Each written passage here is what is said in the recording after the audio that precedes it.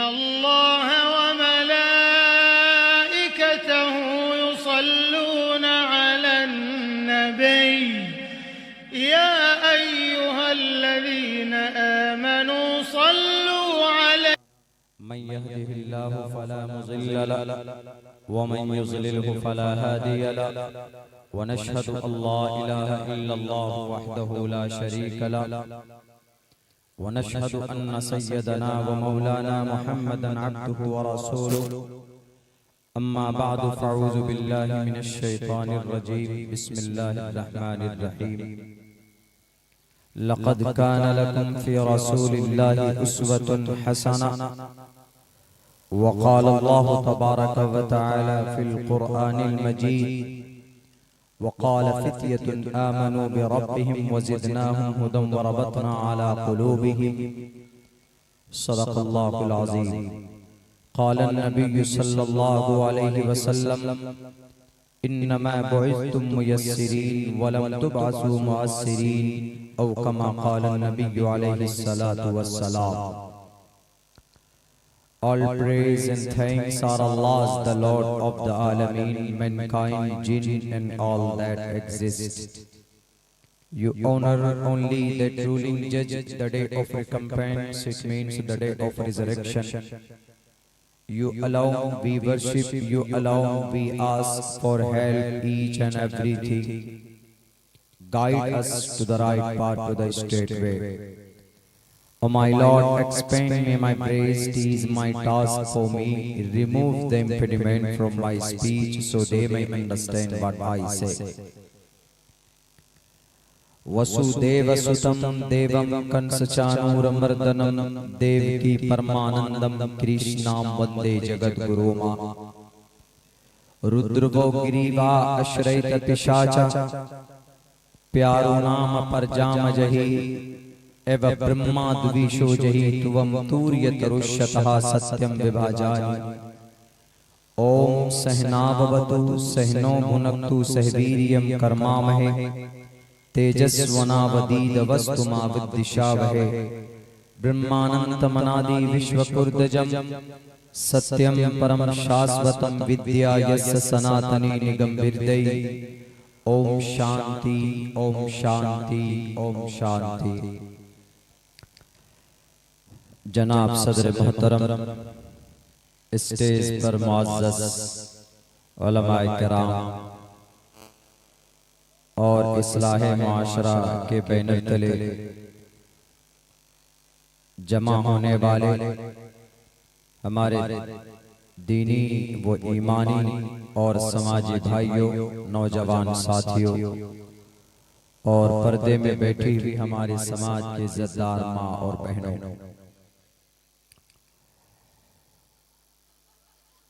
आपके इस इलाके में, आपके इस दीवार में शायद दूसरी बार हाजिरी का मौका मिला है। मेरे नाम के साथ बहुत सारे अल्फाज और अलकाब जोड़े गए। सच तो यह है कि मैं एक तालिबे इल्म हूं, अभी भी हुसूल इल्म के लिए मेहनत करता हूं। मैं कोई बहुत बड़ा मुकर्रिर नहीं हूं, वह आपका हुस्न ज़न है। नाचीज़ के ताल्लुक से असल बात हमारे अकाबिर उलमाए किराम पेश करते हैं। इन अकाबिर उलमाए किराम की मौजूदगी में मुझ जैसे तालिबे इल्म का कुछ कहना वो ऐसा है जैसे कोई सूरज के सामने चिराग जलाने की कोशिश कर रहा हो, मगर अपनी ज़बान की इस्लाह की गर्ज से मैं कुछ कहना चाहता हूँ। कुरान और शरीयत के ताल्लुक से जरूरत महसूस हुई तो और भी शास्त्र हैं और भी ऑथेंटिक किताबें हैं, बुक्स हैं, इंशाअल्लाह वो भी पढ़कर आप लोगों को समझाने की कोशिश करूंगा। मेरे नाम के साथ एक लफ्ज चतुर्वेदी, ये एक तुहमत है, समझिए। जो जहां मैंने रहकर, जहां की दाल रोटी खाकर मैंने तालीम हासिल की है, वो निस्बत मेरे साथ लोग छोड़ देते हैं, ये ज्यादती करते हैं मेरे साथ। मैं अब्दुल्ला सालिम चतुर्वेदी ना लगाकर मेरे नाम के साथ ये जोड़ा जाए अब्दुल्ला सालिम। अगर लगाना हो तो कासमी लगाइए, बिकॉज आई कंप्लीटेड माई फजीला कोर्स इन 2011 दारुल देवबंद। सन 2011 की मेरी फरागत है। बहरुल उलूम हजरत मौलाना नियामतुल्लाह साहब मुस्लिम शरीफ हमने उनसे पढ़ी। बुखारी जिल्द अव्वल हजरत मुफ्ती सईद अहमद साहब मरहूम, और जिल्द सानी शेख अब्दुल हक, और तिरमिजी मौलाना अरशद मदनी मुफ्ती रियासत साहब। तो सन 2011 और 12 दारुल देवबंद में था मैं। तो ये खूबसूरत सी जो निस्बत है, इसको अलग मत कीजिए। चतुर्वेदी, ऋग्वेद, यजुर्वेद, सामवेद, अथर्ववेद, ये सिर्फ 4 किताबें नहीं, बल्कि जहां जिस ऑफिस में मैं बैठता हूं, मेरी लाइब्रेरी में आप देखेंगे वहां पे सारी मजहबी किताबें आपको दस्तयाब हो जाएंगी आसानी से। 4 वेद भी है, 7 शास्त्र भी है, और 18 पुराण हैं। भविष्य पुराण है, कल की पुराण है, मत्स्य पुराण है, भागवत पुराण है, आवास्था है, दसातीर है, तालमूद है, आदि ग्रंथ है। There are lots of authentic books are found in entire world. दुनिया के अंदर बहुत सारे धार्मिक शास्त्र किताबें हैं, आप भी पढ़ सकते हैं, आप भी रिसर्च कर सकते हैं। तो कहीं श्लोक बकदरे जरूरत मंत्र वगैरह पढ़ते हैं तो लोग जोड़ देते हैं अब्दुल्ला चतुर्वेदी। बहुत से जगह पर लोग कंफ्यूज हो जाते हैं, वो कहते हैं कि आपके अब्बा क्या ब्राह्मण थे या आपके अब्बा हिंदू थे क्या मौलाना जो चतुर्वेदी लगाते। हमने कहा कि भाई मैं नहीं लगाता हूं, मैं रिकमेंड नहीं करता हूं, ये मेरा फैसला नहीं है, ये और लोग लगा देते हैं, लेकिन नहीं, अब्दुल्ला सालिम कासमी, इससे बेहतर खूबसूरत निस्बत मेरे साथ मेरे लिए कुछ और नहीं हो सकती। तो मेरे भाइयों, मेरे साथियों, मैं एक तालिब इल्म हूं। उमूमन मौजूदा वक्त में कुरान और शरीयत के ताल्लुक से, मजहब के ताल्लुक से, संविधान के ताल्लुक से, इतिहास और सीरत के ताल्लुक से जो बातें होती है उस पर मैं गुफ्तगू करता हूं। उमूमन ऐसा होता है, बहुत से लोग मसलहतन नहीं बोलते हैं किसी टॉपिक पर, बहुत से लोग डर जाते हैं, या बहुत से लोग किसी मजबूरी की वजह से नहीं बोल पाते हैं। मेरा एक ही सिद्धांत है। तिरमिजी में एक हदीस मैंने पढ़ी थी दौरे हदीस के साल में, उस वक्त से मैंने अपने नाम को भी बदला है। मेरा असल नाम सालिम कमर है, लेकिन अब्दुल्ला सालिम मैंने जब से लगाया, जब से मैंने वो हदीस पढ़ी, इन अहब्बल अस्माइ इल्लाह अब्दुल्ला अब्दुर्रहमान, तब से मैंने इसको लिंक किया अपने नाम के साथ। तो मैंने वहां पे पढ़ा, अगर कोई हक बात को छुपाता, हक बात अगर किसी जालिम जाबिर इंसान बादशाह के सामने कहता है, वो अफजलुल जिहाद, वो सबसे बड़ा जिहाद। और इस वक्त हक बोलना, सच बोलना, that is very important for us, हमारे लिए जरूरी है। अगर हम नहीं बोलते हैं हमारी शरीयत और कुरान के ताल्लुक से, तो लोग यकीनन आपको और आपके कुरान को मुजरिम समझते हैं। कुरान करीम की 24 आयत निकालने की कुछ दिन पहले कोशिशें बड़ी तेज हुई, कुछ लोग कंप्लेंट लेकर पहुंच गए सुप्रीम कोर्ट तक। अभी कभी दिल्ली के अंदर एक प्रोग्राम, एक कॉन्फ्रेंस हुई, उस प्रोग्राम और उस कॉन्फ्रेंस में हजरत मौलाना अरशद मदनी साहब दामर बरकात, उनकी बात पर, उनकी तकरीर पर एक बड़ा वावेला हुआ। अब वहां पर बोलना और सच बोलना ये जरूरी है। अगर हम नहीं बोलते। हमारे मदारिस के ताल्लुक से, हमारी शरीयत के ताल्लुक से, हमारे अहकामे शरिया के ताल्लुक से गलत धारणा लोगों के अंदर बना दी गई है कि नहीं ये ऐसा नहीं ऐसा है। तो इन चीज को बोलना हमारी शरीयत ने हमको इजाजत दी है और हमको भारत का संविधान भी इजाजत देता है। ऐसा नहीं कि शरीयत में कुछ चीजें ऐसी है जो जायज हैं, लेकिन आप उसको मुस्लिम इस्लामिक जो कंट्रीज होती हैं उन्हीं में इंप्लीमेंट कर सकते हैं। लेकिन बोलना, हक बोलना, सच बोलना, बोलने की आजादी, ये सारी चीजें आपकी शरीयत में हैं और आपके भारत के संविधान, हमारे भारत के संविधान में freedom of expression, freedom of speech, article number 19 के अंदर सब कुछ मौजूद है। तो बोलना जरूरी है। मेरा एक ही सिद्धांत होता है, मैं कोशिश करता हूं जो हक बात है और जो सही बात है, जो शास्त्रों के अंदर जो छुपी हुई है, वो लोगों तक लाने की कोशिश की जाए। अल्लाह के नबी अलैहिस्सलातु वस्सलाम हमारे लिए रोल मॉडल है। हम भी जानते हैं, आप भी जानती, हमारी शरीयत भी कहती। अल्लाह का कुरान कहता है, लक़द कान लकुम फी रसूलिल्लाहि उस्वतुन हसना। बहुत छोटा पैगाम है, एक छोटी सी आयत का इसमें जो एक टुकड़ा है, माना इतना आप एक्सप्लेन कर सकते हैं कि आप अंदाजा नहीं कर सकते। आप इसको एक इबादत समझकर हम जहन में बिठाए हुए हैं, क्या मोहम्मद रसूलुल्लाह की जिंदगी की पैरवी करेंगे, उनकी जिंदगी, आप अलैहिस्सलाम की जिंदगी में एक मेथड है, एक आप अलैहिस्सलाम की जिंदगी एक उसवा है सबके लिए। इसको और वसी कीजिए। हम लोग मोहम्मद रसूलुल्लाह की जिंदगी से दूर होते चले जा रहे हैं और जिसकी वजह से हम एक्सप्लेन नहीं कर पाते हैं। दुनिया की सबसे मजबूत तरीन जमात इस वक्त कौन सी है? यूनाइटेड नेशन, अक़वाम मुत्तहिदा।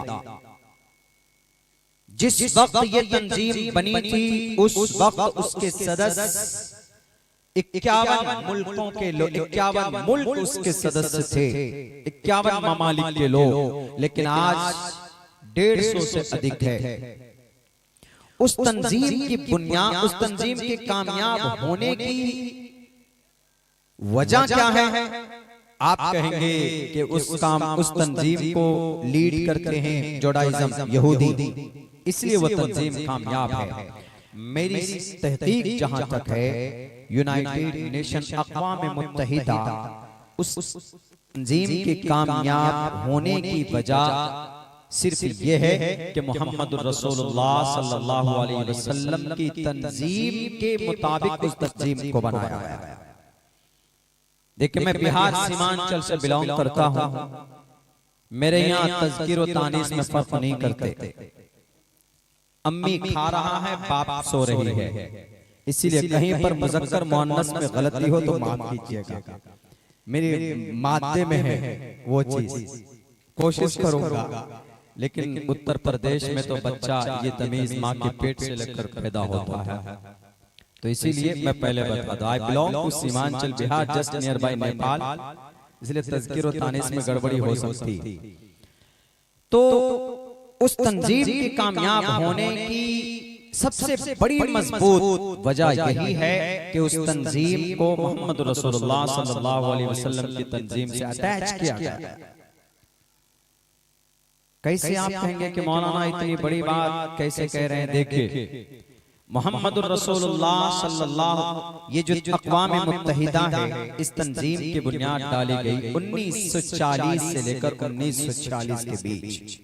जो दूसरी जंग अज़ीम हुई थी दुनिया में, सेकेंड वर्ल्ड वॉर जिसको कहते हैं, कई करोड़ लोग मारे गए थे। एक तरफ जापान, ईरान, इटली, जर्मनी, एक तरफ ब्रिटानिया, अमेरिका, रशिया भी इन्वॉल्व था। दोनों तरफ से लोग करोड़ों की तादाद में मारे गए थे इक़्तिदार और कुर्सी के लिए। जब ये जंग खत्म होती तो उस जंग के खात्मे के बाद कुछ थिंकर लोग कुछ कौम के, समाज के समझदार लोग बैठे, उन्होंने ये फैसला किया कि अगर इसी तरीके पर जंग होती रही तो दुनिया से ह्यूमैनिटी क्या, दुनिया से मानव का खात्मा हो जाएगा। इसीलिए कोई ना कोई ऐसा निजाम बनना चाहिए कि जिस निजाम के तहत कुछ अगराज और मकासद हो इंसान की बका के लिए। तो उन्होंने कहा कि सबसे पहले हम एक तंजीम बनाते हैं और उस तंजीम में 4 चीजें होगी। एक तो ये, कोई भी मामला होगा दुनिया के अंदर उस तंजीम के अंदर लाएंगे, जुल्म किसी पर कोई नहीं करेगा और मजलूम को इंसाफ देंगे और हक पर चलेंगे। और अगर कहीं पर कोई झगड़ा करेगा, आपस में लड़ेगा, तो बीच में हम लोग उसका सलूशन निकालेंगे, उसका हल निकालेंगे। अल्लाह के नबी अलैहिस्सलातु वस्सलाम ने 20 साल की उम्र में एक छोटी सी जमात, एक तंजीम बनाई थी। उस तंजीम को हम लोग नहीं जानते हैं, उस जमात को, उस संगठन को हम लोग नहीं जानते हैं। उसका नाम हिल्फुल फुजूल रखा था आप अलैहिस्सलाम।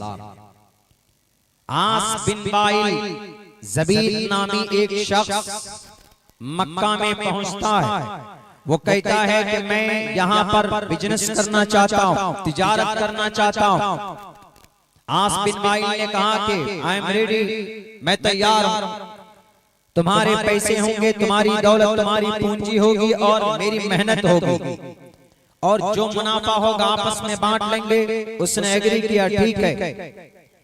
लेकिन कुछ सालों के बाद सारे मुनाफे, सारे प्रॉफिट आस बिन वाइल ने अपने हड़प लिया, करप्शन कर गया, करप्ट कर गया, खा गया।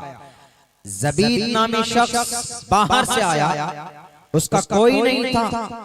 आस बिन वाइल इलाके का था, दबंग था, पावर में था, इक़्तिदार में था, जो मन में चाहा, जो मन में आया वही किया।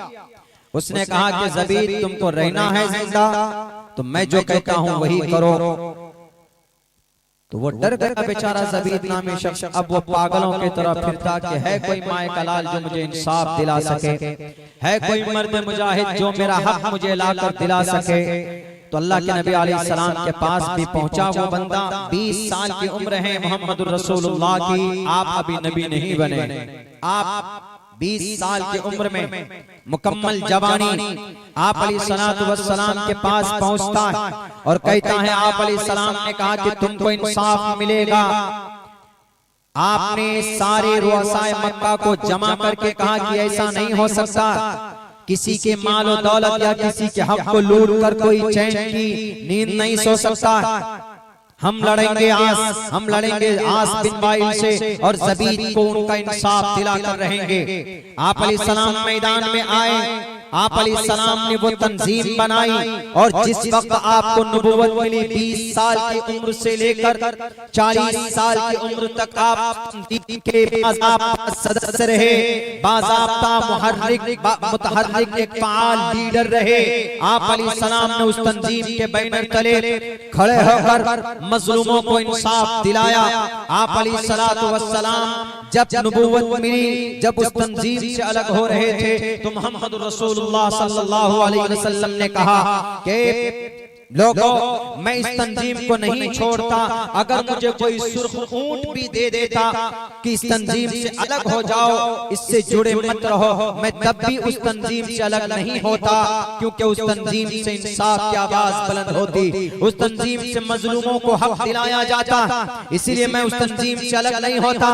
आज हम तंजीमों से जुड़े हुए होते, आज हम जमातों से जुड़े हुए होते, लेकिन मजलूमों के इंसाफ के लिए आगे नहीं बढ़ते। हम डर जाते हैं कि हाथ में हथकड़ी डालकर जेल के सलाखों के पीछे डाल दिया जाएगा। जेल के अंदर आपको डाला गया, आपको डाला जाता है, डालने की कोशिश की जाती है तो आप डर जाते। लेकिन याद रखना, अगर हक जानते हुए भी छुपाओगे, अगर हक बात नहीं बोलोगे, मजलूमों के इंसाफ के लिए खड़े नहीं होगे, तो मौजूदा रिसेंटली शेखुल इस्लाम हजरत मौलाना हुसैन अहमद मदनी का फरमान, वो कहते, मुझे जालिम के ऊपर गुस्सा नहीं आता जितना गुस्सा मजलूम मजलूम पर आता है, क्योंकि वो जुल्म को बर्दाश्त करता है, इसीलिए गुस्सा उस पर आता है। आप अलैहिस्सलातु वस्सलाम ने उस तंजीम के बैनर तले ज़बीर को इंसाफ दिलाया, किसी की हिम्मत नहीं थी कि कोई किसी के साथ नाइंसाफी करेगा, जुल्म ज़्यादती करेगा।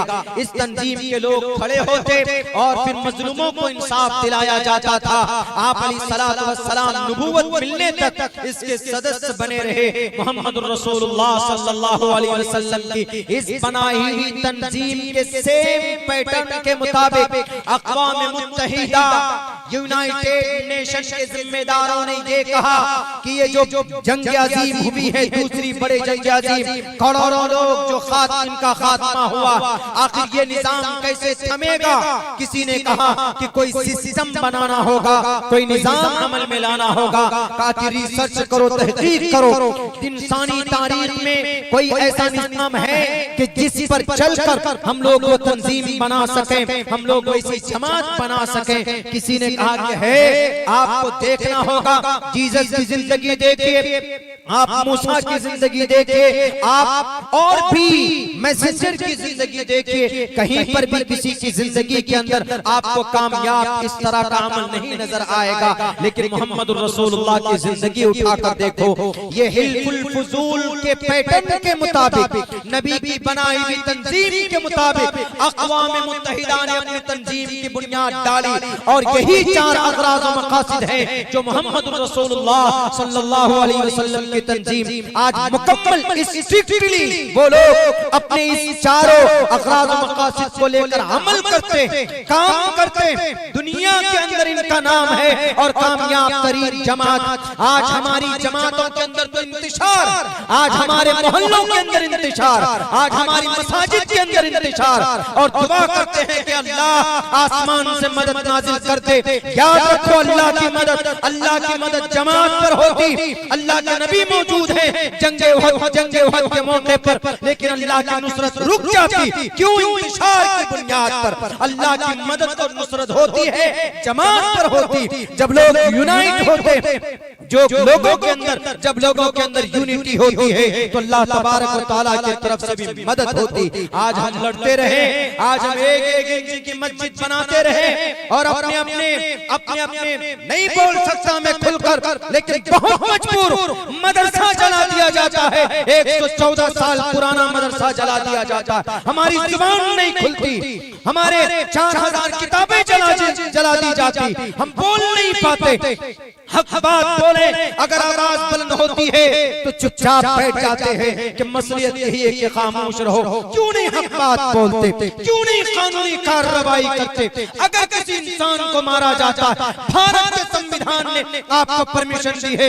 आर्टिकल नंबर 21 के अंदर कहा गया, साफ लफ्जों में कहा गया, साफ लफ्जों में आपकी रक्षा के लिए, आपकी रक्षा के लिए, आपकी हिफाजत के लिए आखिर हम लोग बढ़ जाते हैं, नबी पाक अलैहिस्सलाम के मेथड को छोड़ देते हैं, जिसकी वजह से we are going day by day down, नीचे चले जा रहे हैं।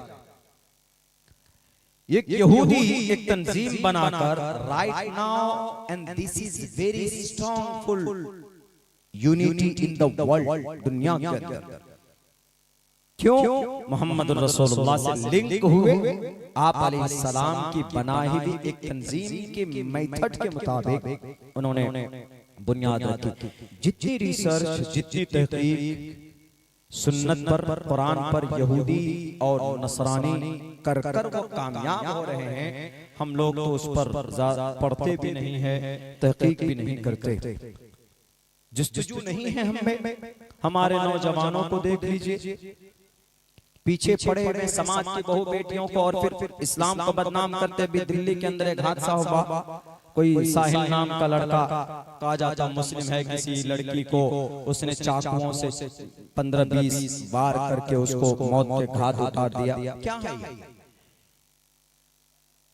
आपने ये करतूत, आपने ये अमल किया, लोग यूं सोचते हैं कि इस्लाम में जायज है, ये इस्लाम में लफ्ज़ जिहाद जायज है, इस्लाम में गैर मुस्लिम की बेटी को पटाकर उससे शादी करना, उसको बैला फुसलाकर, ये बड़ा जिहाद है। लोग यही समझते हैं, हालांकि ये बात तो मुकम्मल है, कोई शक नहीं है इसमें हमारे उलमा बैठे हैं, अगर कोई मुस्लिम लड़का किसी गैर मुस्लिम लड़की से 100 मर्तबा कहे कबिल तो 100 मर्तबा काजी साहब उसको निकाह पढ़वाए, निकाह कयामत की, कयामत तो आना आसान है, कयामत तो आ जाएगी, लेकिन निकाह नहीं हो सकता उसका। क्यों है ही नहीं। मुस्लिम लड़का बीवी, उनका बीवी जिससे निकाह करेंगे मुस्लिम लड़की होना जरूरी है। इस्लाम में तो जायज ही नहीं धोखा और फ्रॉड, लेकिन हमारे नौजवान गलत रास्ते पर चलकर ऐसी हरकतें करते।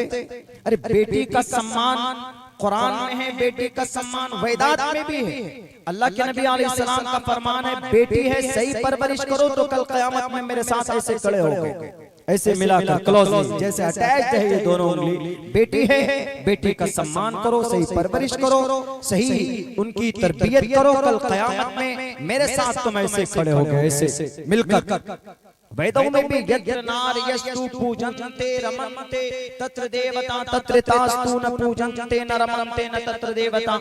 यत्र नारी अस्ति, अस्ति फैलना किस है, हेल्पिंग वर्ब बोल सकते हैं। यत्र नारी अस्ति, जहां पर नारी रहती है। अहम अब्दुल्ला सालिम अस्ति, मैं अब्दुल्ला सालिम यहाँ पर बैठा हुआ है, मैं बैठा हुआ है, मैं बैठा हुआ हूँ, हम बैठे हुए हैं। यत्र नारी अस्तु पूजन्ते, पूजन्ते तस्निया का है, पूजन्ते रमन्ते, पूजन्ते तस्निया, बेटी की कोई इज्जत करता है इसलिए तस्निया, एक इज्जत करने वाला, एक जिसकी इज्जत की जा रही है उसकी। पूजन्ते, बेटी है घर में, उसकी इज्जत की जाती है।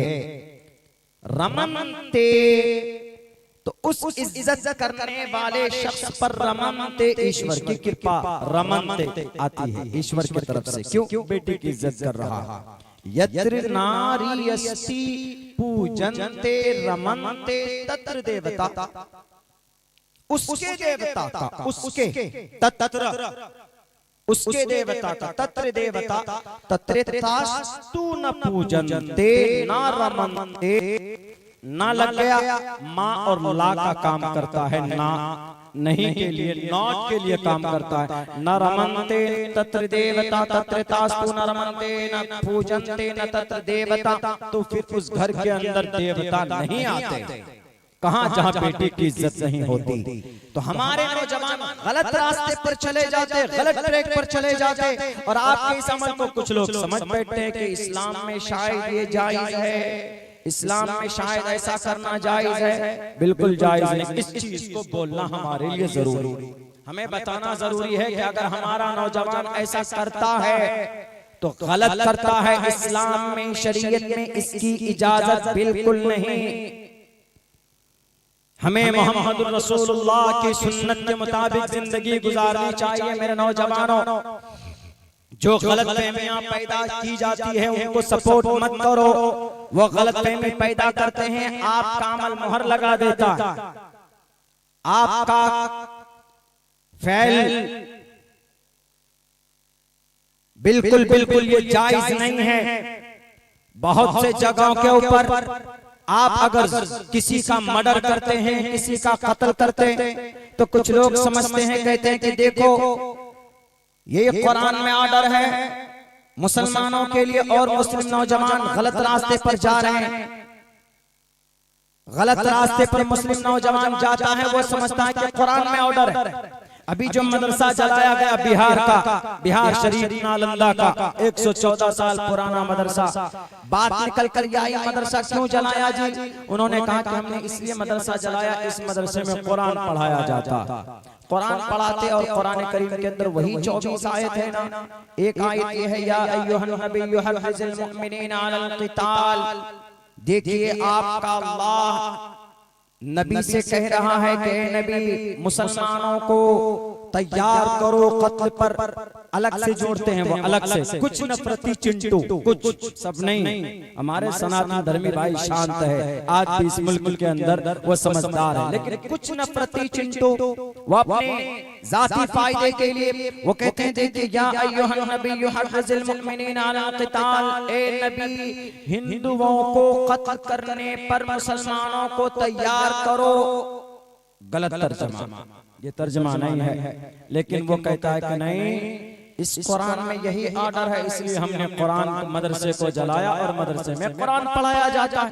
4000 किताबें जलाई है अभी हम पूरे भारत के मदरसों को जला देंगे, कुरान को जला देंगे, किताबों को जला देंगे, उनका ये कहना।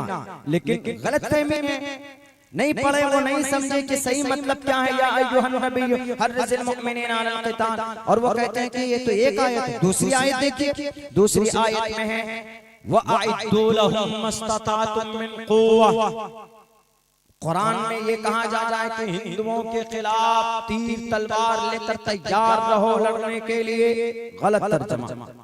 तीसरी आयत पेश करता देखिए, तीसरी आयत में फक्तुलुल मुशरिकीन हैसु वजदतुमुहुम, काफिर नहीं, वो तर्जुमा करते हिंदू को जहां पाओ वहीं कत्ल कर दो।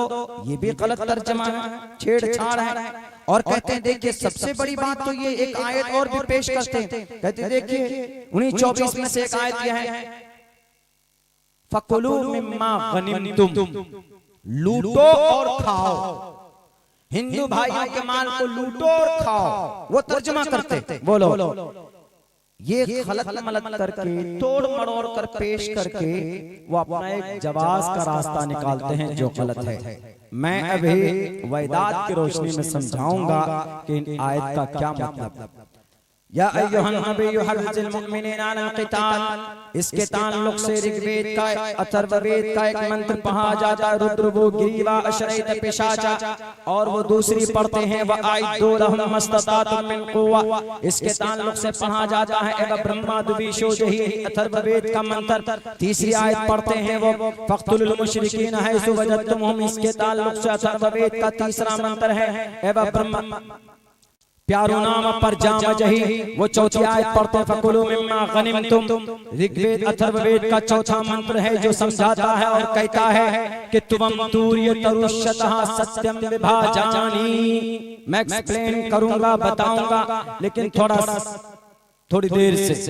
सही बात क्या, कुरान के इन आयत की शान नुज़ूल क्या है, इन आयत का मकसद क्या है। जब तक प्रीवियस आगे पीछे से नहीं समझेंगे तो कुरान समझ में नहीं आएगा, उनके आयत का मंशा समझ नहीं सकते आप। एक टुकड़ा ले लोगे बीच में, उसके बाद लेकर डांस करते रहोगे तो कोई फायदा नहीं है। और इन मदरसों और इन मस्जिद और इन किताब को जलाने से कोई फायदा नहीं होगा।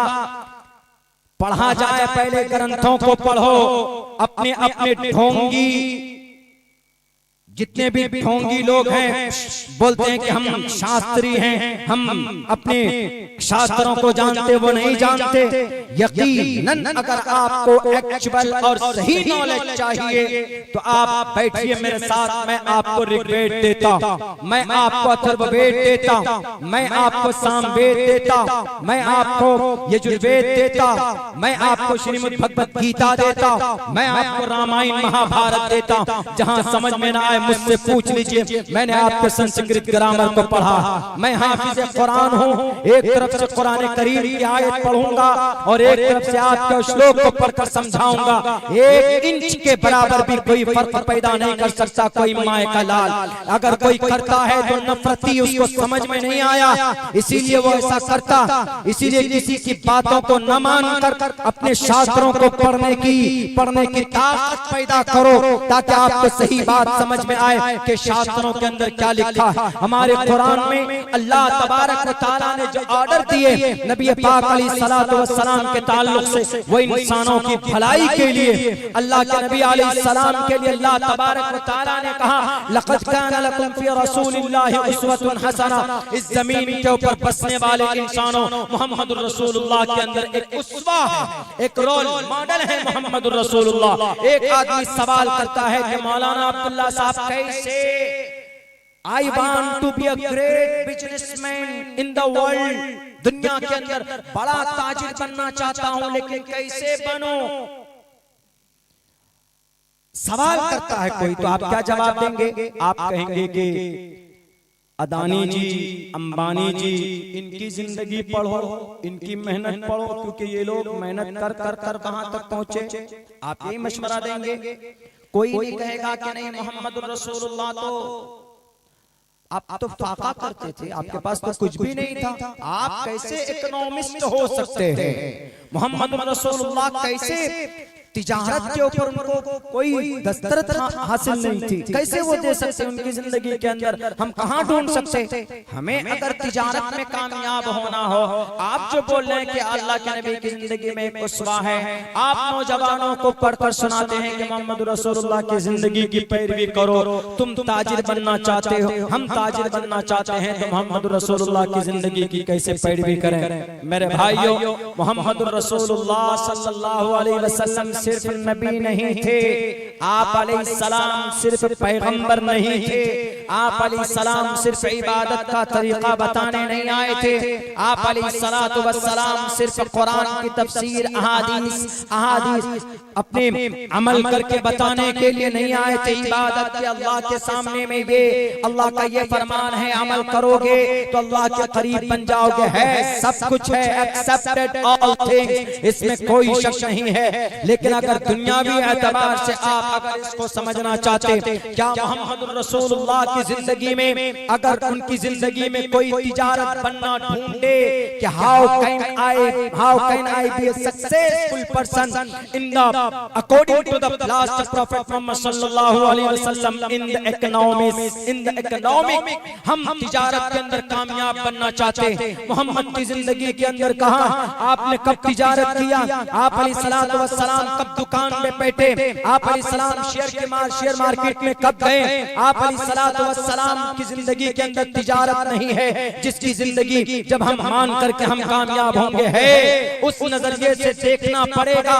बल्कि आप अलैहिस्सलातु वस्सलाम तो 20 साल की उम्र में, बल्कि 16 साल की उम्र से आपने शुरुआत की थी, और 20 साल की उम्र में दुनिया का सबसे बड़ा ताजिर का खिताब मोहम्मद रसूलुल्लाह सल्लल्लाहु अलैहि वसल्लम को दिया गया था। नबूवत 40 साल की उम्र में मिली, लेकिन 20 साल की उम्र में आप दुनिया के बड़े ताजिर बने थे। हमारे नौजवान तो 20 साल की उम्र में सलमान खान की फिल्में ढूंढता, शाहरुख खान का गाना ढूंढता कि सलमान खान की कौन सी फिल्म रिलीज होगी कि हम हमको ट्रेन करेंगे तो हम वो फिल्में हिट हो जाएंगी, कभी फिक्रमंद नहीं होते। आप अलैहिस्सलाम 20 साल की उम्र में है मेरे नौजवानों, आप अलैहिस्सलाम ने व्हाट्सएप ग्रुप बनाना नहीं शुरू किया था, आप अलैहिस्सलाम ने फेसबुक पेज नहीं लॉन्च किए थे, बल्कि आप अलैहिस्सलातु वस्सलाम ने जमीन से जुड़कर आप अलैहिस्सलाम ने अपनी जिंदगी के अंदर एक मिसाल कायम किया था। 20 साल की उम्र में मोहम्मद रसूलुल्लाह सल्लल्लाहु अलैहि वसल्लम एक यहूदी से पैसे लेते और कहते उस यहूदी से पैसे लेकर, रुपए लेकर कर्ज आप तिजारत का काम शुरू करते, आप बिजनेस का काम शुरू करते, और पैसा आने के बाद यानी माल फरोख्त करने के बाद जो उनका मुतय्यना रकम है आप वो रकम उनको पहुंचाते। और फिर वो शख्स क्या कहता है? आप अलैहिस्सलाम की अमानतदारी को देखकर, आप अलैहिस्सलाम की अमानतदारी को देखकर वो यहूदी कहता, ऐ मोहम्मद, आपसे बड़ा अमानतदार मैंने नहीं देखा, आपसे बड़ा सादिक मैंने नहीं देखा। उलमा बैठे हैं, झूठा नहीं हो सकता हो। अल्लाह के नबी अलैहिस्सलाम को अल अमीन और सादिक का खिताब अगर किसी ने दिया है तो उस यहूदी ने दिया है। तिजारत की दुनिया में अमानतदारी के साथ तिजारत करने की वजह से आज उनको कहा जाता है वो बड़ा ताजिर। अरे एनएफटी की दुनिया में शेयर मार्केट को खरीद कर वो 600 नंबर से लेकर दूसरे नंबर तक अडानी पहुंचा है और अंबानी पहुंचा होगा, लेकिन मोहम्मद रसूलुल्लाह ने मेहनत कर और पूरी ईमानदारी के साथ आप अलैहिस्सलातु वस्सलाम को एक दुश्मन, एक यहूदी कहता है, ए मोहम्मद, आपसे बड़ा इस दुनिया के अंदर मैंने अपनी जिंदगी के अंदर अमानतदार मैंने नहीं देखा। आप जो लेते हैं, आपके पास जो रखता है मुकम्मल वही देते हैं, और आप जो बोलते हैं, जब भी बोलते हैं आप सच बोलते हैं, आप कभी झूठ नहीं बोलते। as-सादिक अल-अमीन, आप अलैहिस्सलाम की दुनिया, आप अलैहिस्सलाम की जिंदगी को फॉलो करोगे तो तिजारत के अंदर भी मोहम्मद रसूलुल्लाह आपको रहनुमाई रहबरी करते हुए मिलेंगे। ये है लक़द काना लकुम फी रसूलिल्लाहि उस्वतुन हसना। मोहम्मद की जिंदगी में तिजारत भी, मोहम्मद की जिंदगी में, मोहम्मद की जिंदगी में वकालत भी है, मोहम्मद की जिंदगी में अदालत भी है, मोहम्मद रसूलुल्लाह की जिंदगी में ह्यूमैनिटी भी है। लेकिन वो चीज हमें लोगों के सामने पेश करना होगा। हमारे नौजवानों, आपको मैदान में आना होगा। लोग तो खामखा एतराज कर देते हैं, बोल देते हैं कि नहीं, मोहम्मद की जिंदगी तो सिर्फ इबादत तक के लिए महदूद है, आप हमारी रहनुमाई रहबरी नहीं कर सकते मॉडर्न जमाने में। अरे मॉडर्न लोग आज कॉपी करते हैं मोहम्मद रसूलुल्लाह को, आज कॉपी करते। आज आप अलैहिस्सलाम तो 1450 साल पहले बता करके गए। आज बुलेट ट्रेन पे बैठते हैं आप, हवाई जहाज पे बैठते हैं, तो आप कहते हैं कि आप मौलाना आप आए नबी की बात देकर। हम नबी की सुन्नत के मुताबिक अगर जिंदगी गुजारेंगे तो हमको यहाँ से अगर दिल्ली जाना होगा, हाउ कैन आई ट्रैवल, जल्दी जाना है हमको। जैसे हम अपने घर से आज 11 से 12 घंटे में पहुंचे हैं बाई रोड, 650 किलोमीटर दूर है, 12 घंटे लग गए। लेकिन अगर यहाँ हम आपके इसी बस्ती से हम गधे या ऊंट पर सवार होकर अगर हम जाएं तो मेरे ख्याल से महीनों लग सकते। आप कहेंगे कि मौलाना हम यहाँ से दिल्ली जाना चाहते हैं और मोहम्मद की सुन्नत के मुताबिक अगर जाएंगे तो महीनों लग जाएंगे, क्योंकि मोहम्मद रसूलुल्लाह सल्लल्लाहु अलैहि वसल्लम ऊंट पर सवारी करते थे या गधे के ऊपर सवारी करते थे या घोड़े पर सवार होकर सवारी करते थे, आप चलते थे। तो आप कहेंगे कि हाउ इज पॉसिबल, कैसे हो सकता मोहम्मद रसूलुल्लाह की जिंदगी में हमारे लिए गुस्वा कैसे हो सकता। हमें तो हवाई जहाज या फिर वो वंदे भारत बुलेट कौन कौन सी ट्रेनें लॉन्च हो गई है। जब भी हो गया वो उड़ीसा के अंदर बड़ा हादसा, बालेश्वर के अंदर उस इलाके में जाना होता है। फारूक दिलकर साहब उधर के बहुत मशहूर और मकबूल शायर हैं, उस इलाके में जाते तो वहां पर कम से कम 300 लोग मर गए वो ट्रेन के आपस में, उसकी वजह से तो तेज रफ्तारी की वजह से इस तरह के हादसात होते हैं, कुछ टेक्निकल इश्यूज होते हैं, उसकी वजह से हादसात होते हैं। लेकिन अगर हम सफर करना चाहें मोहम्मद रसूलुल्लाह के मुताबिक तो लोग कहेगा कि अरे मौलाना आपके मोहम्मद तो 1450 साल पहले थे, हम मानते हैं, लेकिन right now today we have to follow the airplane, we have to follow the Air India, Jet Airways, वो तो इंडिगो, स्पाइस जेट, विस्तारा, ये फ्लाइट में हमें जाना होगा तभी जल्दी में पहुंच पाएंगे। और फ्लाइट से मोहम्मद रसूलुल्लाह ने सफर ही नहीं किया, आपके जमाने में ट्रेन थी नहीं। ट्रेन में चलेंगे तो कैसे सुन्नत के मुताबिक ये सफर, ये सवारी, ये तेज रफ्तार सवारी आपकी जिंदगी में थी ही नहीं। तेज रफ्तार सवारी पर बैठकर हम कैसे सफर कर सकते हैं। आप तो बोलते हैं मोहम्मद के तरीके के मुताबिक करो, मोहम्मद के तरीके के मुताबिक जिंदगी गुजारो, कैसे होगा, अभी तो कुछ है ही नहीं। वो सारी चीजें बेवकूफ 3-4 महीने लग जाएंगे अगर हम गधे के ऊपर यहाँ से दिल्ली की सवारी करें तो। लेकिन मोहम्मद रसूलुल्लाह की जिंदगी के अंदर वो चीज पाई जाती है। आप अलैहिस्सलाम ने तेज रफ्तार सवारी पर बैठकर सफर किया है कि नहीं किया। कयामत की सुबह तक कोई माए का लाल इतनी तेज रफ्तार सवारी पर बैठकर सवार नहीं कर सकता। तुम बना लो हवाई जहाज, हवाई जहाज की स्पीड भारत की नहीं पूरी दुनिया के अंदर ज्यादा से ज्यादा 1500 किलोमीटर 1 घंटे के अंदर जो फ्लाइट्स होती हैं, जो पैसेंजर को लेकर चलती, रॉकेट ज्यादा से ज्यादा 3000 किलोमीटर।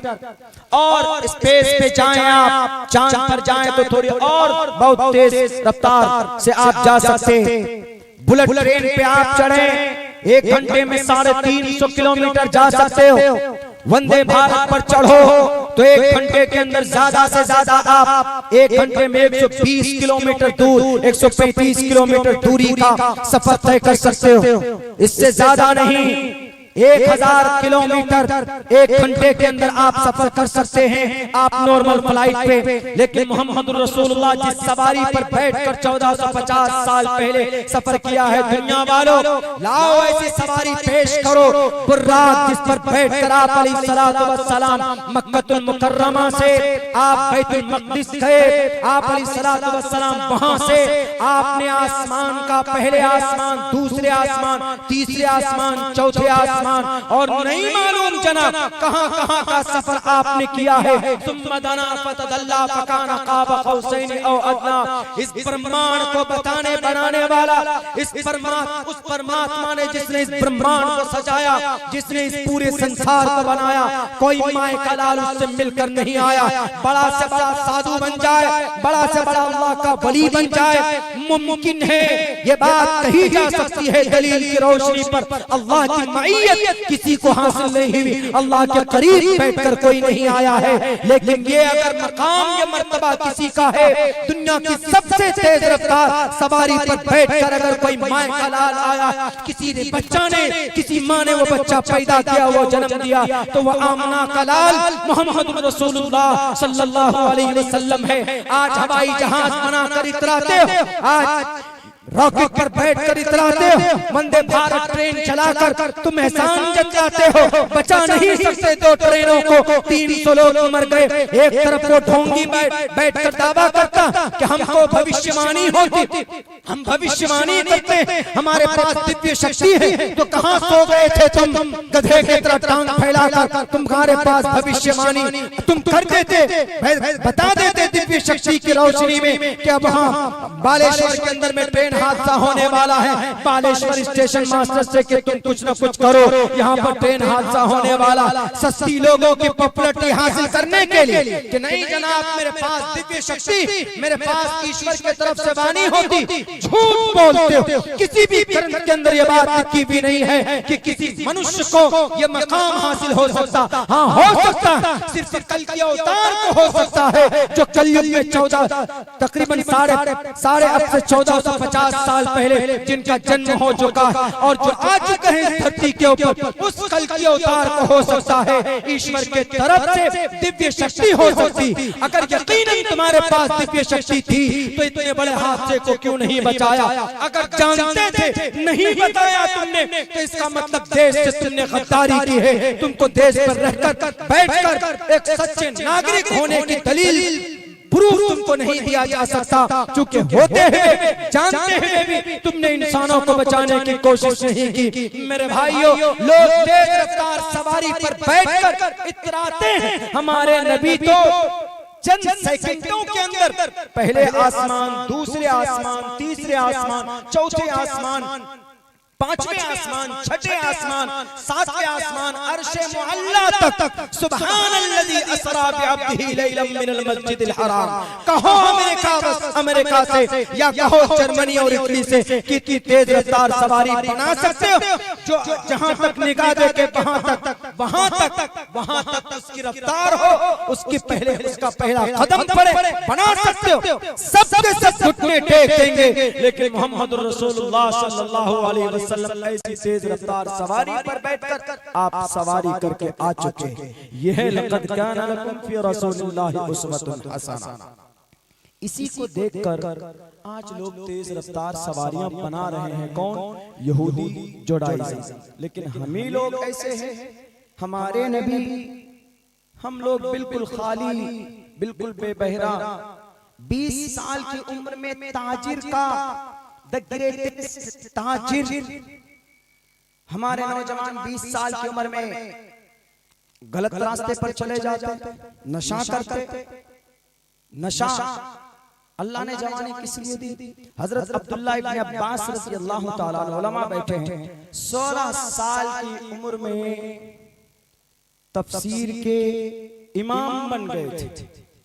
अब्दुल्लाह इब्न अब्बास मुफस्सिरीन के खिलाफत तफसीर में उनका कलम रुक जाता है जब हजरत अब्दुल्लाह इब्न अब्बास की कोई रिवायत सामने आ जाए, उनकी तफसीर जब सामने आ जाती। कितने साल की उम्र में नौजवानों? 16 साल की उम्र। हम तो 16 साल की उम्र में सिर्फ सलमान खान की कमर देखते हैं कि कौन से गाने में किस तरह से डांस किया है, उसके ऊपर गौर करते। ये हमारे नबी पाक अलैहिस्सलाम से, उनकी सुन्नत से हम दूर होते चले जा रहे हैं। एक सुन्नत पर अगर अमल करोगे जवानों, 100 शहीदों का सवाब मिलेगा। पढ़िए, मन अहया सुन्नती इंद फसाद उम्मती फलहु अज्रुन यतिशै। दुनिया कामयाब नहीं है, आपके नबी की कॉपी करके वो कामयाब है।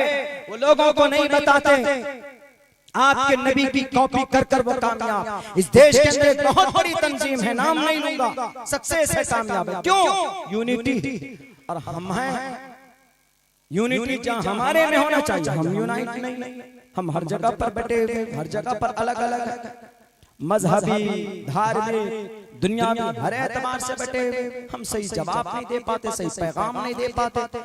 अल्लाह के नबी अलैहिस्सलातु वस्सलाम, मेरे नौजवानों, एक हदीस है, आपको कल क़यामत में पूछेगा, शाबुन नशा फी इबादतिल्लाह फहुवा फिल जन्नह। आप अपनी जवानी को अल्लाह के रास्ते में अगर लगाएंगे तो आप जन्नत में जाएंगे, वरना एक बहुत खतरनाक सवाल होगा, वान शबाबिही फीमा अबला, जवानी कहाँ पुरानी करके आया। सबसे पूछे, आज जो बेटियां आपकी और हमारी मुर्तद हो रही है, उसमें जिम्मेदार हम लोग भी हैं। इसके ऊपर भी मैं बात करूंगा, लेकिन उससे पहले वो जो 24 आयत है, इसके ऊपर क्या तैयारी है हमारे नौजवानों की कि चलो हाँ भाई, गलतफहमी पैदा हो रही है तो हम के सिपाही बनकर कुरान और शरीयत का अलमबरदार बन, हम भारत के संविधान की रोशनी में रहते हुए, उनके अंदर रहते हुए हम गलतफहमी का और इनका एक्सप्लेनेशन करें। हमारे नौजवान नहीं बता पाएंगे। अभी पूछ लीजिए कि शाहरुख खान की फिल्म आई, कितने की कमाई की, अभी फौरन बता देंगे। और सलमान खान की फिल्म आई, कितनी कमाई की, डायरेक्टर कौन है, प्रोड्यूसर कौन है उनका, उनको कोरियोग्राफर कौन है, क्या क्या होता है वो कौन है, यहाँ तक के जो और छोटी छोटी चीजों के एडिटर्स होते वो हमारे जवान बता देंगे। लेकिन एक चीज पूछ लीजिए कि आपके कुरान करीम की 24 आयतों पर एलिगेशन है, आप जवाब दे सकते? नहीं दे सकते। सूरह फातिहा आपको याद है? बिल्कुल नहीं है। अल्लाह के नबी अलैहिस्सलाम पैदा हुए मकसद क्या था उनका, दुनिया के अंदर क्या पैगाम है, दुनिया वालों के सामने आप अलैहिस्सलातु वस्सलाम क्या है, नहीं बता सकते। हमारे नौजवान आज बिल्कुल दिलचस्पी नहीं है, गलत रास्ते पर जाने में नंबर 1। मेरे नौजवानों, मैं खुसूसन आपको इसीलिए मुखातब कर रहा हूं, आप इस मिल्लत की तकदीर हैं, आप इस कौम की तकदीर हैं। यहूदी को अर्श मुअल्ला तक पहुंचाया उनके नौजवानों ने। आपके हाथ में जो आज मोबाइल है, सेल्फी सबसे बेहतरीन कौन से मोबाइल से आता है, हमें वही मोबाइल चाहिए। पता है इस मोबाइल में जो माइक्रो कैमरा लगा हुआ, उसके अंदर जो लेंस लगा हुआ, दुनिया तो ये समझते हैं कि इस लेंस को हमने बनाया, इस कैमरे को हमने बनाया। उसी पर तहकीक कर लीजिए, दुनिया के अंदर कैमरे को वजूद में लाने वाला इब्न हैसम है, जो कुरान करीम पढ़ना जानता था, जो मदरसे का तालिब इल्म था। The education of ilm optics, the education, the knowledge of optics पढ़िए। ब्रेड हॉडली की किताब है 336 सफ़े की। दुनिया के ऊपर मोहम्मद रसूलुल्लाह के मानने वाले का एहसान है। कुरैश निकालो नौजवानों और दुनिया को कहो कि तुम जीरो हो, हमारे नबी हीरो हैं। हमारे नबी जिस शरीयत को लेकर आए वो माशरे के इस्लाह के लिए सबसे बेहतरीन निजाम और सबसे बेहतरीन सिस्टम, सिर्फ इस्लामिक माशरे के सुधार के लिए नहीं आए थे। आप अलैहिस्सलातु वस्सलाम रहमतुल लिल आलमीन थे। अल्लाह ने कहा कि है sent you not but as a mercy for all creatures. मैं आपको मुसलमानों के लिए नहीं भेज रहा, आपको एक दुनिया के लिए नहीं भेज रहा, बल्कि आपको क्रिएचर्स के लिए भेज रहा, तमाम मखलूकात के लिए आपको भेज रहा। वैसा बनो, उनकी गुलामी करो। ये जिनके डांस और जिनकी शक्लें देखकर अपनी जिंदगी तबाह कर रहे हो, जरा सोचो और पूछो किसी से भी कि कल क़यामत में हमारा बेड़ा पार कौन करेगा। नौजवानों, क्या तुम सलमान खान से कहोगे कल क़यामत में मैं आपका बिगेस्ट फैन ऑफ यू, मैं आपका बहुत बड़ा भक्त था। कोई फिल्म आती थी, कोई गाना रिलीज होता था तो सबसे पहले मेरे मोबाइल में डाउनलोड हो जाता था। इसलिए आज अल्लाह से सिफारिश कर दीजिए, सबसे पहले अल्लाह इन्हीं लोगों को कहेगा, मुझे कभी उम्मीद है अल्लाह जो बुराई से बचता है वो जन्नत का दावेदार होता है, वो वनहन नफ्स अनिल हवा फइन्नल जन्नत हियल मअवा। इस रोशनी में ये कह सकता हूं, कौन हो तुम? जी सलमान खान, कान पकड़ लो। तुम कौन हो? जी शाहरुख खान, मुर्गा बन जाओ। तुम कौन हो? जी सैफ अली खान साहब, एक टांग में खड़े हो जाओ। तुम कौन हो? ये सब जिनको आप रोल मॉडल बनाए बैठे, ये सब की इनकी धुलाई होनी है। लेकिन अगर आपका बेड़ा पार कोई करेगा, सिर्फ एक ही जात अक़दस मुहम्मदुर रसूलुल्लाह सल्लल्लाहु अलैहि वसल्लम, कोई और नहीं, नबी नहीं, आदम नहीं, इब्राहिम नहीं और इस्माइल नहीं, बल्कि सब के सब कहेंगे व यक़ूलु आदम सफ़ीयुल्लाह यौमल क़ियामा या रब्बी नफ्सी नफ्सी। अगर कोई आपके लिए मुतालबा करेगा, व यक़ूलु रसूलुना व नबियुना व हादियुना शफ़ीउना मुहम्मदुन सल्लल्लाहु अलैहि वसल्लम यौमल क़ियामा या रब्बी उम्मती या रब्बी उम्मती। आपका बेड़ा पार मोहम्मद के ही जरिए होगा। इसीलिए मोहम्मद रसूलुल्लाह की गुलामी हम सीखें, उनकी सुन्नत से मोहब्बत करें, उनकी शरीयत को जानने की कोशिश करें। यही जैसे कुरान करीम के ताल्लुक से जो एतराज हुए,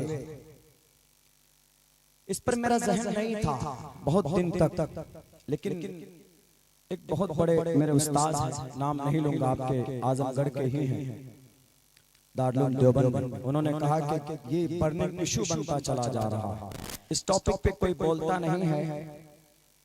तुम संस्कृत जानते हो?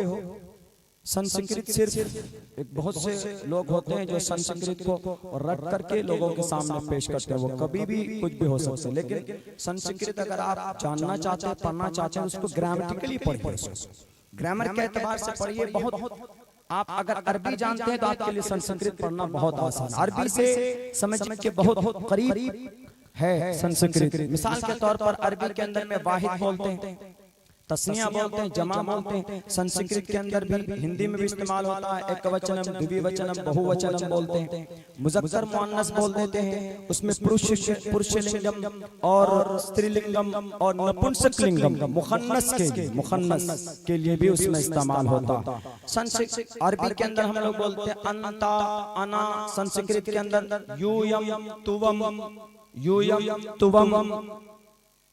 किताबी, मेरी किताब, कलमी, मेरा कलम, उसके अंदर भी बोल देते हैं मम नमा, गुरुहामा, मम नमा अब्दुल्ला सालिम, माय नेम इज अब्दुल्ला सालिम, इसमी अब्दुल्ला सालिम। संस्कृत में बोलेंगे मम नमा अब्दुल्ला सालिम, मेरा घर कहाँ, मम गुरु हम, मम मने मेरा था संस्कृत में, मम गुरु हम सीमांचल बिहारा, मेरा घर सीमांचल बिहार है।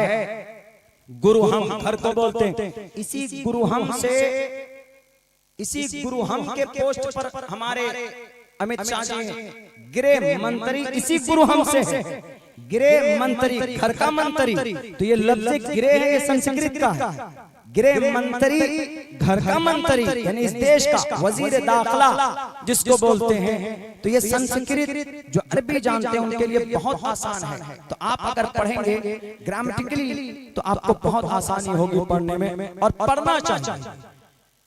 पुरानी लैंग्वेज है, थोड़ी टफ होती है, जल्दी याद नहीं होती, इसके श्लोक और मंत्र जरूरत नहीं है, लेकिन पढ़ सकते, पढ़ने में कोई दिक्कत नहीं, पढ़ने में कोई हर्ज नहीं। तो उन्होंने कहा कि तुम जानते हो तो जरा बताओ तो देखो तो कहां पर है ये जो संस्कृत लैंग्वेज में कुरान करीम की आयत और उसके मीनिंग, मतलब को पेश करते हैं। जब वो लिटरेचर पहुंचाया गया मेरे पास, उसका तर्जमा जब संस्कृत में हमने देखा, हमने कहा कि ये तो खुली भी ज़्यादती, कहीं से कहीं तक इसका रिश्ता ही नहीं। और ये जो आयतें इन्होंने पेश की है, जो 24 आयतें, इस पर आज भी भारत सरकार अमल करती है, इन आयतों पर आज भी अमल करती। आज भी 1450 साल पहले ये आयतें नाज़िल हुई कुरान करीम में। सुप्रीम कोर्ट में निकालने के बजाय इस पर एक्सप्लेन डिबेट ये होना चाहिए क्या रे ये आयतें वो हैं जिस पर आज भी भारत सरकार ने दुनिया के टोटल ममालिक के लोग अमल करते हैं इन आयतों पर। बोला करो, एक्सप्लेन करो। हमने कहा कि सर मैं जब ही करूंगा हजरत जब मैं इन संस्कृत को इन कुरान करीम की आयतों के मुताबिक इन उनके शास्त्र के अंदर मैं मंत्र देख लूंगा। तो 2.5 महीने से मैंने तहकीक शुरू की है। 2.5 महीने के अंदर 6 आयत का एक्सप्लेन, उनके श्लोक, उनके मंत्र मैंने देखे। कुरान करीम की आयत क्या है वो पेश करते हैं। या अय्युहन नबिय्यु हर्रिज़िल मुमिनीना अलल क़िताल, ए नबी आप मुसलमानों को क़िताल पर उभारिए। ये तर्जुमा, किन लोगों को के क़िताल पर उभारिए? आप अलैहिस्सलाम जब मक्का से मदीना आए तो यहूदियों के साथ मिलकर कुछ मुशरिकीन मक्का, कुफ्फार मक्का, मदीने के यहूदी से मिलकर आप अलैहिस्सलाम जब मदीना पहुंचे तो आपने गठबंधन किया, आपने अलायंस बनाया। गठबंधन ये हुई, आपस में बातचीत ये हुई कि कोई किसी के खिलाफ नहीं लड़ेगा, कोई तलवार नहीं उठाएगा, कोई किसी को बुरा भला नहीं करेगा, हम एक दूसरे की मदद करेंगे, कोई किसी की कत्ल की साजिश नहीं रचेगा, कोई जासूसी भी नहीं करेगा।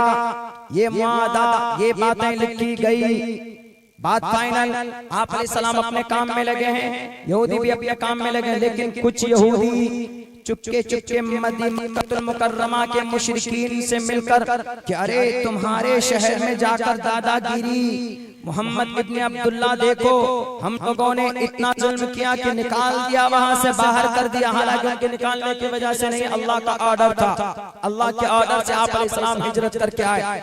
तो इन्होंने कहा बरखलाया यहूदियों को, और यहूदी ने आप अलैहिस्सलाम की कत्ल की साजिश शुरू की, जासूसी शुरू की, जासूसी। तो जासूसी करने वाले की सजा क्या है इस देश में, भारत में? अगर कोई हमारे मुल्क के भारत में रहकर अगर कोई बांग्लादेश या चाइना की जासूसी करे या अमेरिका के अंदर जाकर अमेरिका की जासूसी करे, तो हर मुल्क और हर देश का कानून है उस जासूस को फांसी की सजा या उसको उम्र कैद की सजा सुनाई जाती है। आज भी अगर भारत के अंदर कोई जासूस पकड़ा जाए तो उसको फौरन मोदी जी कहेंगे कि ये जासूस है, इसने देश की सिक्योरिटी को खतरा पहुंचाने की कोशिश कर रहा है। एक काम करो, इनको फौरन यूएपीए लगाकर इनको जेल के सलाखों के अंदर डालो। आज भी इस आयत पर अमल करते, जब हमारे मुल्क में जासूस को फांसी की सजा दी जा सकती, किसी मुल्क में सूली की सजा दी जा सकती, तो मोहम्मद रसूलुल्लाह के शहर में अगर कोई मक्का मुकर्रमा का जासूस पकड़ा जाए, उसका जासूस पकड़ा जाए, तो मोहम्मद रसूलुल्लाह को अगर अल्लाह कहता है कि तुम उसको कत्ल करो, तुम्हारे खिलाफ जो बगावत करते हैं उसको तुम मारो, तो ये गुनाह कैसे हो सकता है? बताओ जरा अकल के दुश्मनों, कैसे हो सकता है? ये है उस आयत का मतलब। एक आम इंसानों को, एक सनातन धर्मी भाइयों को कत्ल का ऑर्डर नहीं देता, बल्कि जासूसी करने वाले और अहद शिकनी करने वाले और बगावत करने वालों के लिए इस आयत के अंदर ऑर्डर दिया गया। या अय्युहन नबिय्यु हर्रिज़िल मुमिनीना अलल क़िताल, वो जो जासूस हैं, वो जो शहर के अमन शांति को खत्म करना चाहते, वो जो मुल्क के जो देशद्रोही हैं, उनके लिए ये आयत है। और इस आयत पर हमारे भारत सरकार अमल करती है कि नहीं करती? कैसे जुर्म हो सकता, कैसे मुजरिम हो सकता? तब भी अगर आपको समझ में नहीं आता तो उठाओ मंत्र श्लोक अथर्ववेद के अंदर और यजुर्वेद के अंदर कहा गया, रुद्रवो गिरीवा अश्रयत पिशाचा, रुद्रवो गिरीवा अश्रयत पिशाचा। इस जमीन पर सबका अमल ईश्वर के पास लिखा जाता है, सबका अमल ईश्वर के पास लिखा जाता है। जो आदमी अगर कोई किसी और को सपोर्ट करेगा, अपनी बात किसी और को पहुंचाएगा और अपने लोगों को हानि पहुंचाएगा, तो वो भी ईश्वर के पास लिखा हुआ है। और कहा जाता है उस शख्स के बारे में जो अपने लोगों को नुकसान पहुंचाता है, क्या कहा जाता? प्यारो नाम पर जाम जही उसका सर कलम कर दो। जो आदमी अपने लोगों को नुकसान पहुंचाता है उसका सर कलम कर दो। अथर्ववेद और यजुर्वेद दोनों कह रहा है, लेकिन कुरान करीम की आयत पढ़कर पेट में दर्द हो जाता है, अथर्ववेद पढ़कर पेट में दर्द नहीं होता। वहां गौर होना चाहिए। दूसरी आयत में क्या कहते हैं? दूसरी आयत भी इसी ताल्लुक से इसी तरह है। दूसरी आयत में कहते हैं कि इस आयत पर तो बाज़ाब्ता करोड़ों रुपए खर्च करती है हमारे देश के लोग, हमारे देश की गवर्नमेंट। कैसे? बहुत बारीक बात बता रहा हूं मैं, यकीनन जरा गौर से सुनिएगा। थोड़ा मॉडर्न होकर के समझा रहा हूं ताकि आसानी के साथ समझ में आ जाए। वअइदू लहुम मस्ततातुम मिन कुव्वा, अपने दुश्मन के खिलाफ तुम तैयार रहो। हमारे इस मुल्क में मिसाइल बनाया गया क्यों? ताकि हमारे मुल्क के तरफ कोई आंख उठाकर देखे तो हम मिसाइल से डराएंगे। हम अपने पास, हमारे पास वेपन्स होगा तो दूसरे ममालिक पड़ोसी मुल्क जो हमारे तरफ आंख उठाकर देखते हैं वो डरेंगे, हमारे मुल्क की तरफ निगाह उठाकर देखने की जुर्रत नहीं होगी। आज भी अमल करते। डॉक्टर APJ अब्दुल कलाम ने 5 मिसाइल इसलिए बना कर दिया और जनाब न्यूक्लियर बम क्यों बनाया हमारे देश में? ताकि हम दुश्मन के आने के वक्त में अगर दुश्मन हम पर हमला करेगा तो अपनी देश की रक्षा के लिए हम उनसे मुकाबला करेंगे। बताइए पर आज भी गवर्नमेंट अमल करती है। अगर कुरान करीम में यूं कह दिया कि मोहम्मद तुम्हारे खत के लिए अगर कोई आता है, तुमको मिटाने के लिए अगर कोई आता है तो तुम तैयार रहो अपने दुश्मन और अपने दरीश के खिलाफ। तो इसमें कौन सा जुर्म है? अगर नहीं समझ में आती है ये बात तो उठाया जाए। अथर्ववेद के अंदर साफ साफ लफ्जों में कहा गया, साफ लफ्जों में, क्लियर लफ्जों में कहा, ए ब्रह्मा द्विशो जही, ए ब्रह्मा द्विशो जही, जो इंसान प्यार नाम पर जामा, जो जुल्म ज्यादती करता हो उनके खिलाफ तुम तैयार रहो, उनका सर तन से जुदा कर दो। अगर कुरान पर एतराज आपको है तो अथर्ववेद के इस मंत्र पर एतराज होना चाहिए। अगर कुरान करीम की आयत फकुलू मिम्मा गनिमतुम, लूटो और खाओ, अगर आपको इस पर एतराज है तो अथर्ववेद का एक मंत्र है जिसमें कहा गया तुवम तूरिया, तुवम मतलब तुम, तूरिया तरुष्यतः, कि तुम गर्दन मार दो उस शख्स की जो तुम्हारे सामने में तुम्हारा द्वेष है, यानी तुम्हारा शत्रु है। तुवम तूरिया तरुष्यतः, और जब तुम्हारा शत्रु मर जाए तो उनका बचा हुआ माल सत्यम विभाजानी, बांट कर खा लो। यही तो कुरान में कहा गया ना, फकुलू मिम्मा गनिमतुम, मैदान जंग में जो चीजें मिल जाए उनको तुम बांट कर खा लो। लेकिन क्या तर्जमा करते नहीं, लूटो और खाओ। इस्लाम में लूटना और खाना जायज है? बिल्कुल जायज है। जुबानी अगर किसी को तकलीफ पहुंचा देना आपने वो भी जायज नहीं है। अल्लाह के नबी अलैहिस्सलातु वस्सलाम का साफ हदीस मौजूद है। अल्लाह के नबी अलैहिस्सलाम ने फरमाया कि साहबा जरा बताओ कि मुफलिस कौन है? तो साहबा ने कहा कि जिनके पास कोई माल मता ना हो, कोई दिरहम ना हो, कोई दीनार ना हो, हमारी कौम का मुफलिस वो है। अल्लाह के नबी ने कहा कि मुफलिस वो नहीं है। मुफलिस वो है जो कल क़यामत में बहुत सारी नमाजें लेकर हाजिर होगा, रोजे, हज, ज़कात, नेकियों का अंबार पहाड़ लेकर हाजिर होगा। लेकिन हाल ये होगा किसी को तकलीफ दी होगी, किसी को जुबान से बुरा भला कहा होगा, किसी का खून बहाया होगा, नाजायज किसी की जमीन के ऊपर कब्जा किया होगा, किसी को पावर दिखाकर किसी का घर बुलडोज किया होगा, और किसी को कुर्सी की ताकत दिखाकर जबरदस्ती किसी का घर बिल्कुल डेमोलिश कर दिया होगा, किसी की जमीन के ऊपर नाजायज कब्जा किया होगा। तो उस शख्स से कल क़यामत में अल्लाह तबारक व तआला उसको खड़ा करेगा और यूं कहेगा कि तुम बड़े नेकी वाले हो, ठीक है, लेकिन ये देखो दावेदार बाकी हैं, ये सारे एक तरफ से लाइन में हैं। तुमने इनको गाली दी थी, जी गाली दी थी, कोई बात नहीं, नेकी दे दो, आज नेकी उठा कर लो जी, गाली के बदले नेकी। तुमने, तुम्हारा क्या, जब हमको एक थप्पड़ मारा था, लो जी दे दो। तुमने क्या क्या जी, बुलडोजर से घर तोड़ा था, लो नेकियां दो। सब लाइन में आएंगे, सब सारी नेकियां उठा कर दी जाने लगेंगी, उसकी नेकियां खत्म। और दावेदार बाकी होंगे कि अल्लाह हमारा भी हक है, मेरी जमीन के ऊपर कब्जा किया था, बड़ा दबंग था ना, दिखाकर वो कट्टा दिखाकर, डराकर, धमकाकर, और दुनिया के अदालत में पैसे खिलाकर जजमेंट बदल कर हमारी जमीन के ऊपर कब्जा किया था। अल्लाह कहेगा कि डोंट वरी, फिक्र मत करो, फल्यौम ला तुज़लम नफ्सुन शैआ, किसी के ऊपर जर्रा बराबर भी जुल्म ज़्यादती नहीं होगी, और मैं रब किसी के ऊपर जुल्म भी नहीं करूंगा। वमा रब्बुका बिज़ल्लामिल लिल अबीद। आज सुप्रीम कोर्ट भी मैं, आज हाई कोर्ट भी मैं, आज CM भी मैं, आज PM भी मैं, आज सब कुछ मैं, लिमन मुल्कुल यौम, कुर्सी इख्तिदार में बैठकर ताकत के नशे में चूर होने वालों, नाजायज और गलत तरीके पर इंसानों को लूटने और जुल्म करने वालों, बर्बाद करने वालों, याद रखो तुम्हारे खात्मे का वक्त आएगा। कल क़यामत में महाप्रलय में ईश्वर के सामने हाजिर होना होगा और तुमको अपने किए का सजा देना होगा। वहां पर यहाँ पर बच जाओगे अपने ताकत की वजह से, यहाँ पर बच जाओगे अपने पावर की वजह से, लेकिन ईश्वर के सामने से नहीं बच सकते। ए ब्रह्मा द्विशो जही, ब्रह्मा के सामने खड़ा होना होगा। ब्रह्मा की बातों के मर्जी के खिलाफ किसी के ऊपर जुल्म ज़्यादती की होगी, अगर कोई भी इंसान करेगा तो नहीं बख्शा जाएगा। अल्लाह कहेगा कौन है आज का मालिक, कौन है आज चीफ जस्टिस, कौन है आज सुप्रीमो, लिमनिल मुल्कुल यौम, आवाज नहीं आएगी तब कहां जाएगा लिल्लाहिल वाहिदिल क़हार। आज का सुपर पावर अगर कोई है तो अल्लाह तबारक व तआला। वहां पर उस आदमी के की नेकियां खत्म हो जाएंगी, दावेदार बाकी होंगे। उन दावेदारों के गुनाह डालकर इनको जहन्नम के अंदर डाल दिया जाएगा।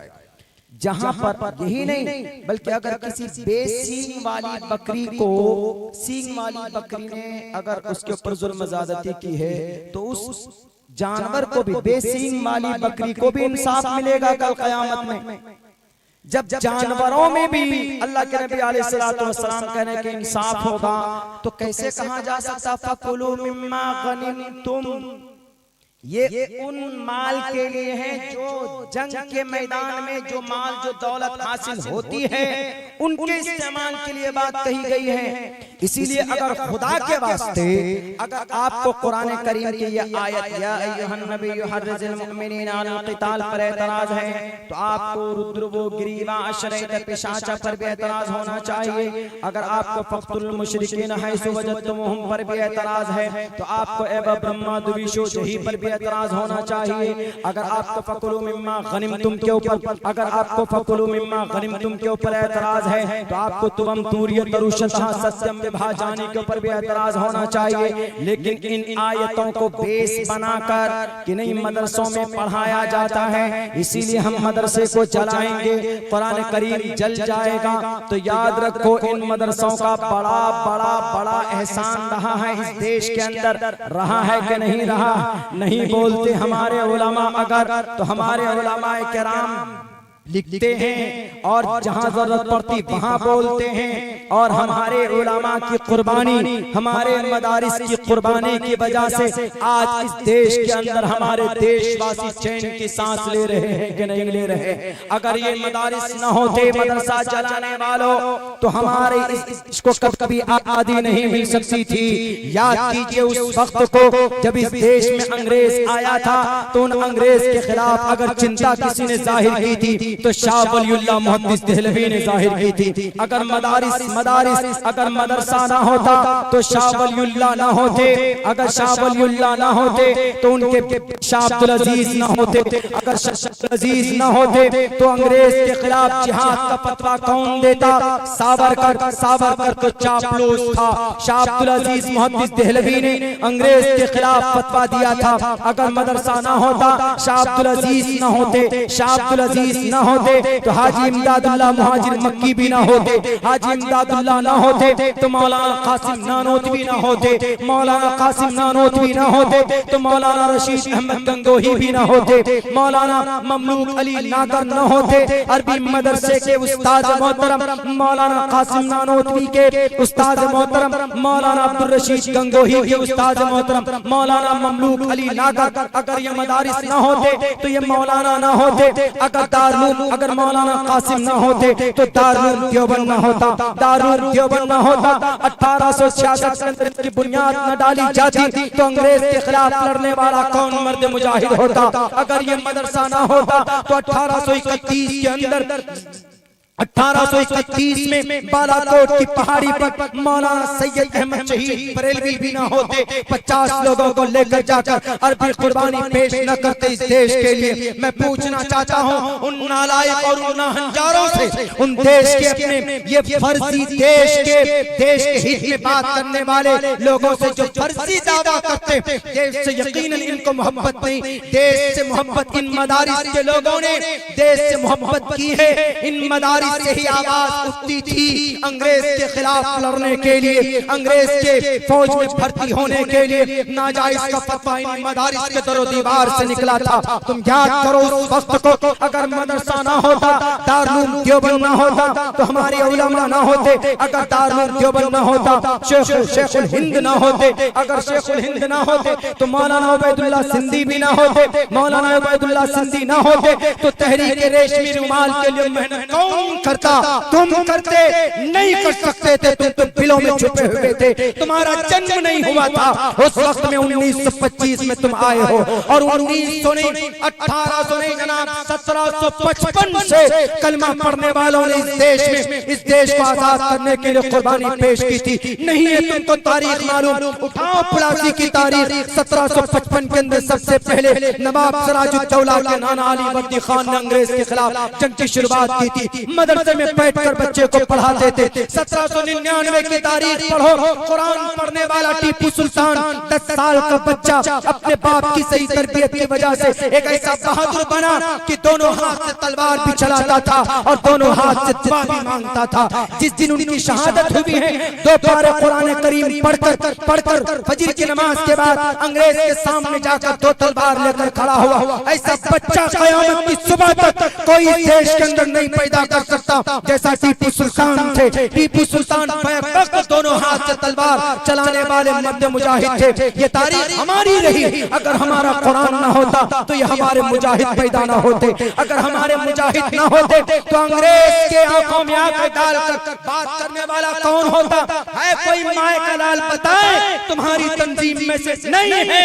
इन्हीं मदरसों से पढ़कर निकलने वाले मौलाना हुसैन अहमद मदनी ने कहा था कि मैं अंग्रेज के फौज में भर्ती होने वाले हमारे नौजवानों के खिलाफ एक फतवा लिखता हूँ। फतवा लिखा गया, किसी ने कहा कि हुसैन अहमद मदनी आज तुम्हारी खैर नहीं, मर जाओगे, ये तुमको फांसी की सजा दे देंगे। हुसैन अहमद मदनी ने कहा था, अंग्रेज के सामने कोर्ट के अंदर खड़े होकर कहा था, मरने से कौन डरता है जी? अगर ये मदरसा ना होते, मौलाना हुसैन अहमद मदनी जैसा शेखुल इस्लाम जैसा मर्द मुजाहिद ना होता, मौलाना अरशद मदनी के अब्बा, मौलाना महमूद मदनी के दादा, मौलाना असद मदनी के अब्बा, ये मौलाना, ये शेखुल इस्लाम हुसैन अहमद मदनी जिन्होंने अंग्रेज के रगों को ठंडा किया।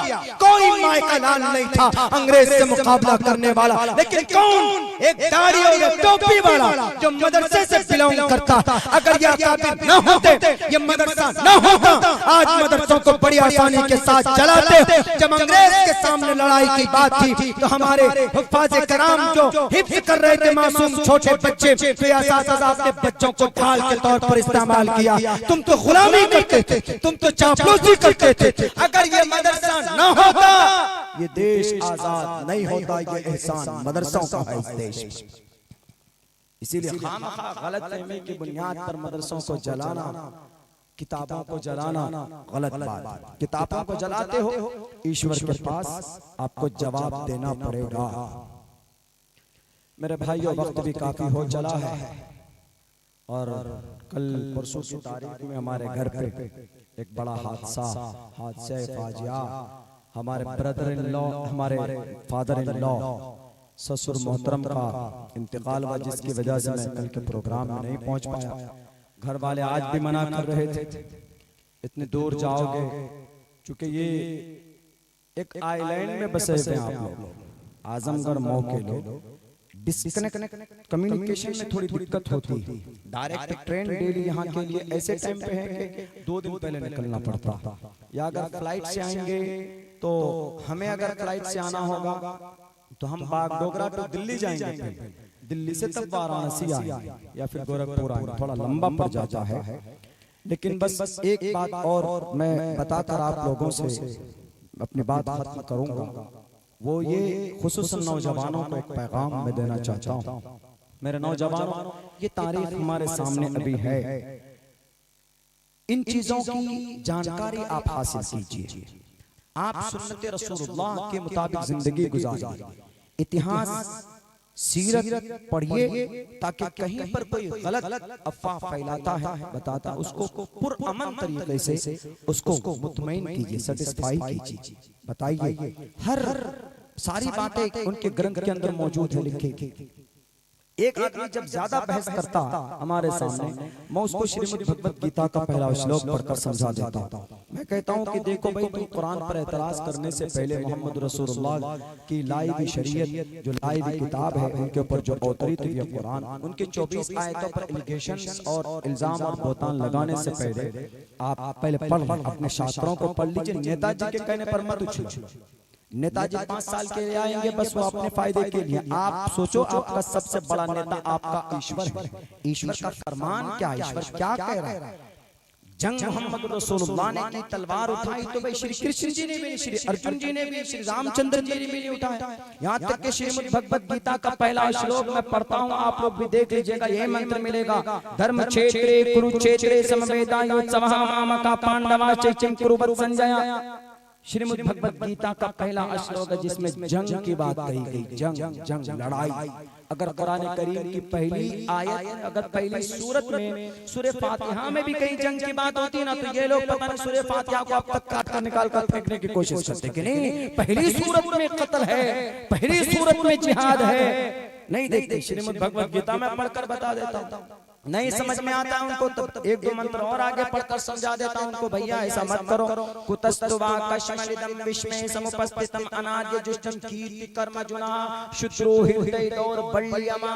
हे अर्जुन उठो, सामने मुकाबला करो, लड़ो। हमने कहा देखो, इसीलिए वो एक वक्त होता है, टाइम है। अब देश के ऊपर अगर कोई आकर के बम गिराएगा तो क्या हमारे मोदी जी बैठे रहेंगे? वो कहेंगे अच्छा, एकदम फौरन पहुंचेंगे बॉर्डर के ऊपर और फौरन माइक थमाएंगे और माइक से बम फेंकना शुरू कर देंगे। कुछ तो करेंगे ना अपने देश के लोगों को बचाने के लिए। इसीलिए ऐसे ही पहले होता था। अर्जुन का जमाना हो, राम का जमाना हो, मोहम्मद रसूलुल्लाह का जमाना हो, ऐसा पहले होता था। उसको बेस बनाकर आज ब्लेम नहीं किया जा सकता। और आज उसी तहरीक का एक नतीजा है। आज हमारी जो बेटियां, बच्चियां फौरन अखियार के हाथों में जा रही हैं, उनके बाइक की चमक देखकर, उनके गाड़ियों को देखकर। साजिश है मेरे नौजवान, मेरी समाज के बच्चियों, उनके साजिश को समझने की कोशिश करो। वो आपका कभी भी, पहली बात तो आपका निकाह हो ही नहीं सकता। मैरिज हो सकता है भारत के संविधान के एतबार से, आप अगर बालिग हैं आप किसी से मैरिज कर सकते हैं संविधान के एतबार से। लेकिन अगर कोई मुस्लिम लड़का या मुस्लिम लड़की अगर किसी अगयार से मैरिज करता है तो शरीयत में वो मैरिज, वो शादी काबिल कबूल नहीं है। उनसे औलाद पैदा होने वाली कभी भी उनके लिए जायज नहीं, हरामी नस्ल। और उनसे जो बच्चियां वो जो चलती रहेंगी औलाद का सिस्टम और निजाम, वो सारे हरामी नस्ल, उन तमाम का वबाल तुम्हारे सर पर होगा। पता क्या साजिश है हमारी समाज के बच्चियों, जो लिबरलिज्म की वजह से कि नहीं मौलाना धर्म कुछ नहीं होता, अपना अपना अमल होता है, इसीलिए हम आजाद हैं। कुछ तो आजाद ख्याल की वजह से बच्चियां धर्म परिवर्तन कर या धर्म परिवर्तन भी नहीं करती। तुम अपने धर्म पर, हम अपने धर्म पर लिविंग रिलेशन के मुताबिक वो रहते हैं और नाजायज संबंध में रहते हैं। ये जायज नहीं है, ये हराम है। इसी नाजायज संबंध की वजह से शरद था का मर्डर हुआ। इसी नाजायज संबंध की वजह से साहिल ने साक्षी को मारा चाकू से। इसी नाजायज संबंध की वजह से टीना, नीना, पीना कौन कौन है, इन सब का मर्डर होता इसी नाजायज संबंध की वजह से। इसलिए मैं कहा करता हूँ कि हमारे कुरान को पढ़ो दुनिया वालों। कुरान करीम के अंदर जिना की सजाए मौत है, सजाए मौत। लाल कृष्ण अडवाणी जी ने भी कहा था, किसी ने पूछा, उसने कहा कि should be death penalty for a rapist. एक जिना करने वाले लड़के को, जानी को सजाए मौत मिलनी चाहिए। एक आदमी कहता है कि मौलाना सजाए मौत आपके इस्लाम में खतरनाक नहीं है, 100 कोड़े या अगर शादीशुदा हो तो संसार करना इतना खतरनाक जुर्म। उनसे पूछो कि अगर तुम्हारी बेटी की सजा, बेटी के साथ कोई रेप करे तो तुम क्या कहोगे? तो वो कहेगा, वो डायरेक्ट कहेगा कि मुझे चाकू दो, मैं तो इतना गुस्सा आएगा कि मैं उसका मर्डर कर दूंगा। इस इसी चीज की रियायत की है इस्लाम ने। अगर किसी बेटी की इज्जत कोई लूटता है और वो मुजरिम है, लोगों के सामने खड़े करके सारे लोग मजमे के सामने में उसको सजा दी जाए, ताकि दूसरा नौजवान फिर अपना सर न उठाए किसी समाज की बेटी की इज्जत लूटने के लिए। और फिर इस जिना की सजा बाद में है, पहले जिना से बचने का रास्ता है कुरान में। जिना कैसे आम हो जाती है, जिना का बाजार कैसे गर्म होता है, वो बेपर्दगी की वजह से, वो फोन के ऊपर कम्युनिकेशन की वजह से। हमारा नौजवान या जवान बेटियां आजकल एक दूसरे के साथ पहले चैटिंग करते हैं, उसके बाद फिर डेटिंग करते हैं, उसके बाद फिर पिकनिक मनाते हैं। पहले चैटिंग, फिर डेटिंग, फिर आखिर में जब बात नहीं बनती है, मन भर जाता है नाजायज संबंध पे, उसके बाद फिर कटिंग करते हैं। ऐसा है ज़माना। दुनिया वाले क्या कहते हैं? चैटिंग भी जायज, डेटिंग भी जायज, लेकिन कटिंग जायज नहीं। इस्लाम कहता है कि नहीं, कटिंग तो है ही ना जायज, लेकिन चैटिंग भी ना जायज, डेटिंग भी ना जायज। क्यों? चैटिंग से शुरुआत होती। इसीलिए इस्लाम कहता है कि कोई समाज की बच्ची किसी गैर महरम लड़के या मर्द से किसी से बात ना करे। दोनों के लिए पर्दे का ऑर्डर है। ये जो मीडिया वाले बोलते हैं ना कि इस्लाम में देखिए औरत को पर्दा, अरे मर्द को भी पर्दा है। कुल्लिल मुमिनात पढ़ते हो बेवकूफ, कुल्लिल मुमिनीना का तर्जुमा करना भूल जाते हो। कुल्लिल मुमिनीना यग़ुज़्ज़ू मिन अब्सारिहिम, ये मर्द के लिए पर्दा ही तो है। कुल्लिल मुमिनात यग़ुज़्ज़ुना मिन अब्सारिहिम, निगाहें कंट्रोल में रखो। Don't show your beauty and ornament in front of the stranger person. अखयार के सामने में अपनी ब्यूटी को जाहिर मत करो। सेफ हो, वक़र्न फी बुयूतिकुन्ना वला तबर्रजन तबर्रुजल जाहिलिय्यतिल ऊला। घर में रहो, जरूरत पड़े तो अपने महरम के साथ बाहर जाओ तो पर्दे में मलबूस होकर जाओ। और जो शैतान का एजेंडा तुम्हारे हाथ में, शैतान का झंडा मोबाइल, उसको खत्म करो, उससे जुड़ने की कोशिश मत करो। एक लड़का का पूछता है कि मौलाना मैं पढ़ना चाहता हूँ, आपकी तरह बनना चाहता हूँ। मैंने कहा मेरे तरह बनना चाहता हूँ, मुझसे अच्छा बनो। मैं तो पागल हूँ, मैं तो एक तालिब इल्म हूँ, छोटा आदमी सा, मुझसे भी बड़ा बनो। कैसे होगा? हम ये करेंगे। हमने कहा कि मोबाइल है, बोला हाँ मोबाइल है, सोशल मीडिया यूज करता हूँ। मैंने कहा उसको बंद करो पहले। हमने कहा कि जब देवबंद में हम थे, जब हम डिप्लोमा करने बैंगलोर गए, तब भी हमने मोबाइल का इस्तेमाल नहीं किया। ये मोबाइल शैतान का एक समझिएगा हथियार है आपके पास।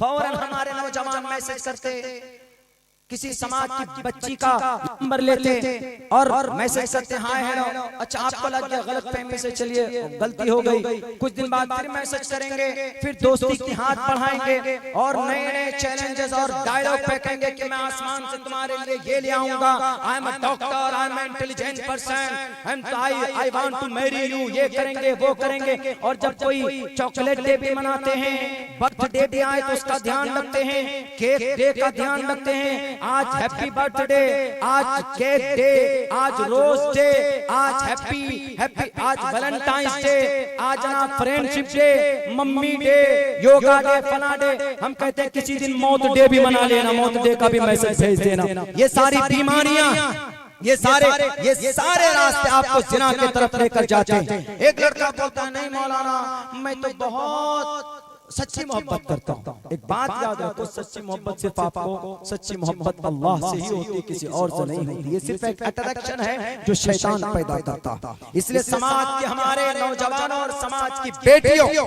इन बुराइयों से बचिए। ये जिना की तरफ लेकर जाता है। और अगर अखयार आपको कोई कहता है कि आओ हम तुम्हारे फ्रेंड हैं, दोस्त हैं, हमसे निकाह कर लो, हम तुमको खुशहाल जिंदगी गुजारेंगे, निकाह नहीं हो सकता उसके साथ। किसी भी गैर मुस्लिम लड़के का या गैर मुस्लिम लड़की का किसी मुस्लिम लड़के से या किसी गैर मुस्लिम लड़की से निकाह नहीं हो सकता। नाजायज, हराम है, हराम है, हराम। अगर तुम मुर्तद हो जाती हो, अगर तुम अपने ईमान को बेचकर किसी गैर मुस्लिम गैर मोमिन लड़के से निकाह करती हो, तो उनका एजेंडा है हर साल 10,000 बच्चियों को मुर्तद करने का, आपके ईमान से आपको फेरने का। और पता है मुर्तद बहुत छोटा सा वर्ड है, लेकिन कितना खतरनाक वबाल है इसके अंदर। अगर कोई मुसलमान या अय्युहल्लज़ीना आमनू मैं यर्तद मिनकुम अन दीनी फयमुत वहुवा काफिरुन, अगर मुर्तद हो जाए अपने दीन से और उसी हालत में मर जाए तो उसके सारे अमाल बेकार। फौलाइका हबितत आमालुहुम फिद दुनिया वल आखिरह उलाइका अस्हाबुन नार हुम फीहा खालिदून। कल क़यामत में मरने के बाद उसको कभी भी जन्नत नहीं मिल सकती। मेरे भाइयों, मेरे समाज के बेटियों, इन चीजों के ऊपर जरा गौर कीजिएगा। कभी भी किसी की बाइक की चमक को देखकर, किसी की गाड़ी की चमक को देखकर आप किसी गैर मुस्लिम लड़के के साथ अपनी कीमती दौलत ईमान का सौदा नहीं कीजिएगा। अल्लाह के दरबार में ईमान से बड़ी कोई कीमती दौलत नहीं है। लेकिन मेरे भाइयों, कभी कभी कहना पड़ता है, कभी कभी समाज में हमारी बच्चियां मजबूर होकर निकाह करती हैं, किसी गैर के हाथों में जाकर अपने हाथ को देते और अपने ईमान का सौदा करती। हम भी मुजरिम हैं, हमारी समाज की लिबरल बच्चियां तो है ही मुजरिम, क्योंकि हमारे पास कॉलेज नहीं, हमारे पास यूनिवर्सिटी नहीं, हमारे पास आला मयार की तालीम के लिए हमारे पास इदारे नहीं। तो वो कौन है जिम्मेदार? हम जिम्मेदार हैं, हम और आप जिम्मेदार हैं। हमारे देश के बड़े बड़े जो लीडर चले गए इस दुनिया से, जिन्होंने कौम के लिए कोई परवाह नहीं की। हम डॉक्टरेट पढ़ाना मुजरिम जुर्म नहीं, डॉक्टरेट की तालीम कुरान करीम के अंदर, साइंस की तालीम खुद कुरान करीम के अंदर। मौका मिलेगा तो कल के जलसे में मैं कुरान और साइंस के ताल्लुक से बात करूंगा। ये सारी चीजें गुनाह नहीं, बल्कि इस दुनिया के ऊपर एहसान अजीम है कुरान का और इस्लाम का।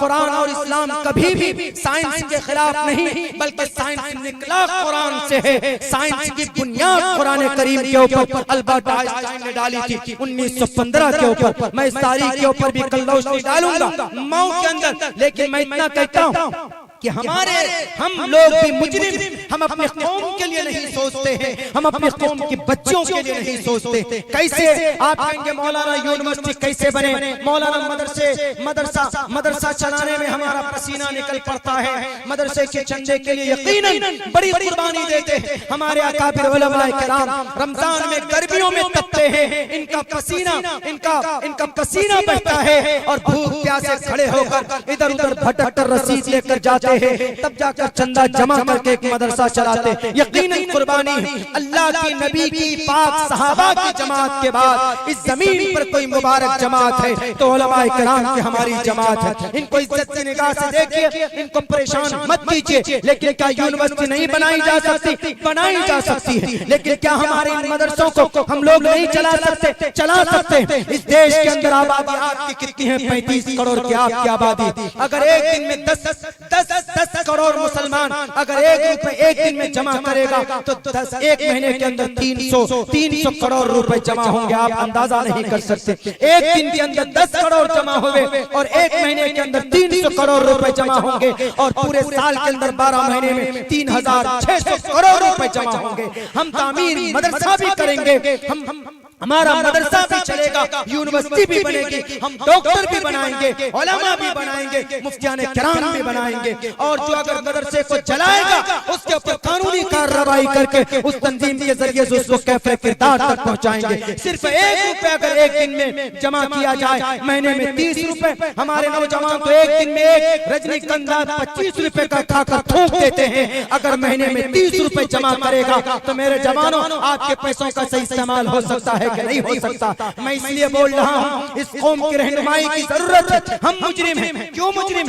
एक वाकया बताकर अपनी बात भी खत्म करता हूँ। एक बच्ची भिवंडी की, वो बच्ची 27 साल की उम्र में थी। वो बच्ची पढ़ी लिखी थी। वो बच्ची अपने स्टेटमेंट में कहती है मैं ग्रेजुएटेड, मैं पढ़ी लिखी हूँ, मैं ग्रेजुएशन कंप्लीट की हूँ। लेकिन उस बच्ची ने, मोमिन बच्ची थी, अपने 10 साल पुराने एक अपने गैर मुस्लिम आशिक के साथ, उन्होंने अपने दोस्त के साथ, बॉयफ्रेंड के साथ उन्होंने निकाह किया और उनके धर्म के हिसाब से किया। पहले कोर्ट मैरिज किया, उसके बाद उनके धर्म के हिसाब से उन्होंने विवाह किया, यानी अपने ईमान से हाथ धो बैठा। किसी ने कहा कि आपके भिवंडी के अंदर ऐसा हुआ।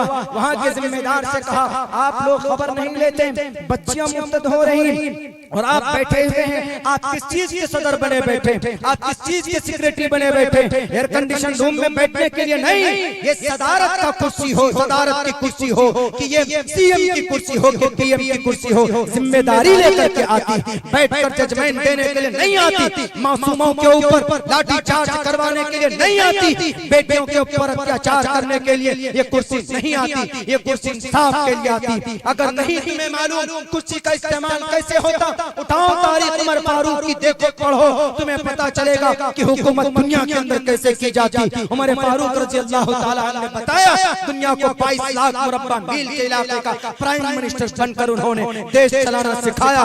मेरे भाइयों, उस बच्ची के पास जिम्मेदार लोग पहुंचे और कहा कि बेटी तुमने कितनी बड़ी गलती की, तुमने अपने ईमान का सौदा कर लिया। उन्होंने कहा कि मौलाना साहब आई नो एवरीथिंग, मैं सब जानती हूँ। कहा आज आप आए हैं मौलाना साहब? मौलाना नहीं होंगे, मेरे ख्याल से कोई किसी ऑर्गेनाइजेशन के, कोई तंजीम के कोई सरबराह थे मेरे ख्याल से। उन्होंने कहा कि सर आप आज आए हैं? का क्या हुआ? मुझे आज खबर लगी कि भाई तुमने अपने ईमान का सौदा किया, बड़ी आसानी से तुम मुर्तद हो गई। उन्होंने कहा कि मौलाना मेरी उम्र 27 साल है, पिछले 6-7 साल से मैं निकाह के इंतजार में हूं। कहा फिर क्या हुआ?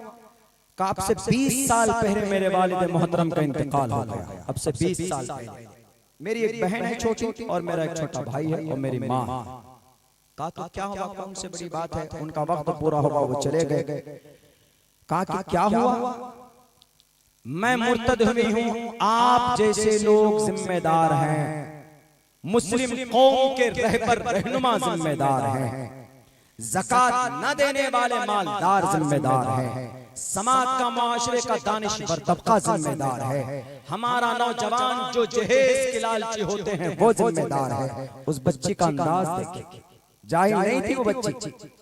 तो उन्होंने जब ऐसी बात कही तो पता जिम्मेदार साहब ने कहा कि बेटी चलो वो तो एक तरफ है, लेकिन अब वक्त है, तुमको नहीं मालूम कि इर्तिदाद की क्या सजा है, तुम जन्नत नहीं जा सकती, अल्लाह तुमसे पूछेगा। तो उन्होंने कहा कि कोई बात नहीं, अल्लाह पूछेगा तो मैं जवाब दे दूंगी, मैं जानती हूँ, सब कुछ जानती हूँ, मैं पढ़ी लिखी हूँ, कोई जाहिल नहीं हूँ। उन्होंने कहा तौबा करो, इस्तिग़फ़ार करो। कहा मौलाना सर जाइए, ये लेक्चर मत दीजिए हमारे सामने, आपको 20 साल पहले आना चाहिए था, जब मेरी माँ बर्तन मांज कर हमारी परवरिश कर रही थी, घरों में मेहनत मजदूरी कर कर उन्होंने हम लोगों को पढ़ाया और इस लायक बनाया।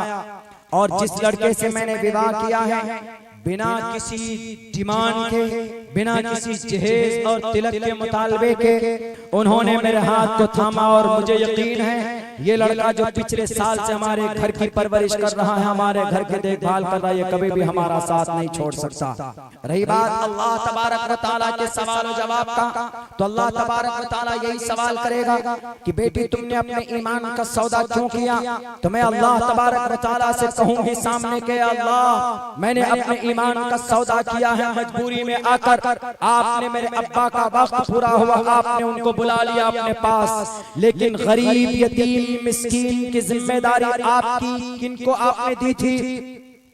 भाई जो कौम के जिम्मेदार लोग हैं, जो कौम के मालदार लोग हैं, आपने ज़कात के लिए ऑर्डर दिया, लेकिन मेरे करीब में, मेरे पड़ोस में 2 बड़े मालदार लोग थे जिन्होंने अपनी बेटी की शादी बड़े धूमधाम से की, जिन्होंने अपने डेकोरेशन में 5-5, 10-10 लाख रुपए खर्च किए। मैं तरस कर रह जाती थी। पिछले 7 साल में मेरे पास कई रिश्ते आए, सबका डिमांड यही था कि पैसा कितना दोगे? कई लाख रुपए होगा, कई लाख रुपए देंगे हमारे बेटे को कि वो बिजनेस करेगा, कारोबार करेगा। इन नौजवानों से आप पूछिए, अल्लाह मेरे मुर्तद होने के जिम्मेदार सबसे पहले नौजवान तबका और ये जहेज के लालची हैं। उनसे पूछे कि क्या किसी गरीब बच्ची का हाथ नहीं थाम सकते थे तुम? उस वक्त क्या जवाब दोगे मेरे नौजवानों? वो बच्ची कहती है कि मैं अल्लाह से कहूंगी कि इन नौजवानों से पूछिए क्या बिना जहेज का निकाह करता तो निकाह नहीं होता इनका? ए अल्लाह आप पूछिए उन मालदारों से जो ईद के मौके पर अपने बच्चों के लिए नए कपड़े लाते थे, लेकिन कभी तौफीक नहीं होती थी सदक़तुल फित्र के पैसे देकर हमें कम से कम खुशियों में शरीक कर ले। ए अल्लाह पूछो उन मालदारों से, ए अल्लाह पूछो उन समाज के लोगों से जो अपने आप को जिम्मेदार बोलते हैं, उन बड़ी बड़ी तंजीमों के जिम्मेदारों से भी पूछिए जो कुर्सी इख्तियार पर बैठ जाते थे और गरीबों को भूल जाते थे कि समाज की कितनी गरीब बच्चियां हैं जो अपनी पैसों की गुर्बत की वजह से अपने ईमान का सौदा कर रही। अल्लाह उनसे क्यों नहीं पूछते? वो जिम्मेदार है।